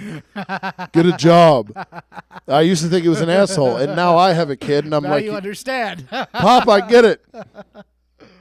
Now I get why you brought that not clear container to all my football games. That's why you were such a good coach. Just do the thing. Yeah. Number 4 for me is going to be Scrabble. That one, I mean, who doesn't fucking love to get the Q and the Z and get quiz on a triple word score? It's a good one. All right, number 4. I'm going Don't Break the Ice. Oh, you son of a bitch. Love- Technically not a board game, but I'll Do we want to? Because I have a backup. If we're ruling that out, I'll get rid of it. I might, actually. I think I will rule that out. What are you, commissioner? In like 5 leagues this year. Yes, fuck off. I only run 1. I play at 8, so I'm that asshole. It was your idea, so this was your draft idea, so I defer to you. I will not do Don't Break the Ice. Uh-huh. Let me see if there's anything else that I want to grab. I had one. Did you? But let me see if there's anything else. I don't know. Oh, God, I remember that game. I'm going Yahtzee. Ah, you fucker. Should have let me take Don't Break the Ice. Yeah, I know. Well, and see, a lot of people will say that's not technically a board game either, but Yahtzee's 100% a board game. It comes in a box. Exactly. Part of a board game is it has to have some length to it. Don't Break the Ice doesn't have any length. Like no, that shit can end in 12 seconds. That's literally exactly. It's a 12 to 60 second game. So don't know. That's for the kids that take Ritalin. Yahtzee takes a while. Yeah. Nothing against those kids, by the way. They're lovely. I've got to go to my number 5 backup then. This is obviously a classic. Chess. Good call. I love a game of chess. Always have, always will. All I'm not great at it, but I'm good enough to know some strategy and to understand just kind of how to win. But against a decent to good opponent, I will lose every time. All right, to your chess, I will respond checkers because I've always been more of a checkers guy. What a twat. Because I'm basic as fuck. Right. Some other ones that we missed that we didn't get to. Chutes and Ladders, obviously. That's a little more childish. Candyland, a little more childish. The Game of Life, that's a thing. Connect 4. Connect 4, that's a good one. I don't really board game. That's another 60-second one. Backgammon, canasta or not canasta. What is this called? Boulder Dash. That too. It's got the cards and it's got the pegs and it's not. Is it bridge? It's not bridge. Spades. Backgammon. There we go. No, it's not backgammon either. I'm thinking of something. Jumanji was another one. Everybody loved playing Jumanji. I forgot there was a game. I just remember Robin Williams. Chinese checkers, aggravation, table football, technically a board game. True. I always hated that Mancala bullshit. Mancala's great. I always thought the kids that played that were like highbrow as fuck. Well, they kind of were. Yeah, that's why I fucking hated it. Fucking elitists. There's a bunch of kids named like Liam. Yeah. And Ethan and shit. There was always Stratago. Warhammer 40K is technically it's a tabletop game. A whole lot of stuff. So Rummy Cube, that was a fun one. Oh yeah, I remember that. So yeah, a lot of different ways we can go here. But I think we've got a solid top 5 for each of us. So. Yep, that'll be it for the board game draft. Again, you can always hit us up with draft ideas on all of our social media platforms, which you have previously listed. So pay attention. James, hashtag Team James. He's got Risk, Clues, Sorry, Scrabble, and Chess. Hashtag Team Corey, Monopoly, Battleship, Trouble, Yahtzee, and Checkers. Last call. Anything on your side? Yes, I do. All right. If you are a college athlete and you get a scholarship to play a sport that you love and you interact with the opposite sex, that particular team of the opposite sex a lot because you guys probably have similar schedules. You guys do the same activities. You guys obviously play the same sport. Don't make a fucking scouting report of the other team. Yeah, rich kids. Don't. Oh my God. So the story broke earlier tonight. I posted it on our Facebook page, on our Twitter. The Harvard University men's soccer team is apparently going to be suspended for the rest of the season, and they are not going to be allowed to participate in the Ivy League championships, nor are they going to be allowed to participate in the NCAA tournament. Because since 2012, it has been a regular activity for the men's soccer team to create a scouting report of the Harvard women's soccer team, Lady Crimson, and pretty much the scouting report was full of, one to marry, one to fuck, one to kill. She does this well. Exactly, and it included very lewd and suggestive comments and acts and descriptions of what these gentlemen would do to these women and, general, wait for it, segue, locker room talk. See how I worked that in there, trumpets? So, you basket of deplorables, don't fucking create a scouting report of the team that you literally, live down the hall from in the dorm, because somebody is going to find out. In this instance, it was the coach. He found out about it and promptly jerked their prospective leashes and said, no mas for you. So, good job, Harvard Crimson. You are a bunch of fucking idiots. Yeah, so basically it was like when we did the porn star draft. Yeah. So we should do a sequel to that, by the way. I've had that requested. Next week. We need something to pick us up after the election. No shit, dude. All right, next week. Porn star draft round 2. Version 2. Yep. Because there was a lot, Shit. dude. You're going first next week? Oh, that's right. Damn it, do not take my number 1. You went first in the last porn star draft. And there were so many. Dude, since then, I've been like, oh, fuck, I left her off my fucking 10. So that means we got to, draft starts early next week. Oh, yeah. Because we got to do 10 more rounds. Oh, God. Are we going to have the stamina for that? Oh, wait, Hillary Clinton doesn't. Hey! Oh, this has been fun. Yep. All right, So get there's through your last there's call. that next week. Finish your beer. This is as good as it gets. Senators, well, in one right anyway. In another right, it's as depressing as it gets, except for having Hillary or Trump as your president. Senators goalie, Ottawa Senators, non-hockey people. They play in Canada. Their goalie, Craig Anderson, returned on Sunday, I believe it was, Sunday or Monday. He shut out the Oilers. Now, why was he away? He was away because he was with his wife, who's fighting cancer. Came out, shut out the Oilers. Craig Anderson's a good goalie. So he took some time away to spend time with his wife, who's battling cancer. Comes back for a game, shuts out the Oilers, broke down as the game ended. It was an amazing thing to watch. Super emotional, super awesome. Stike for Craig Anderson. He has since taken a leave of absence to spend more time with his wife and be with her, because sometimes things are more important than sports. So thoughts and prayers with his wife, and hopefully everything turns out. But for one night, pretty awesome thing to see. And this is from someone who doesn't particularly care about Ottawa, but as a human being, I care for another person. I've lost someone due to cancer, so thoughts and prayers with the Anderson family up in Ottawa.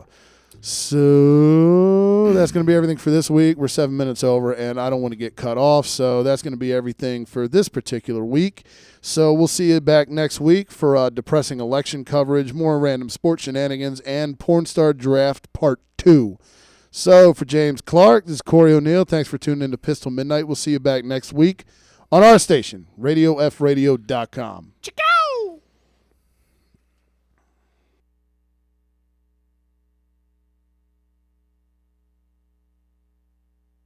You got a weak high five, get to work on your high five. Got a weak high five, get to work on your high five.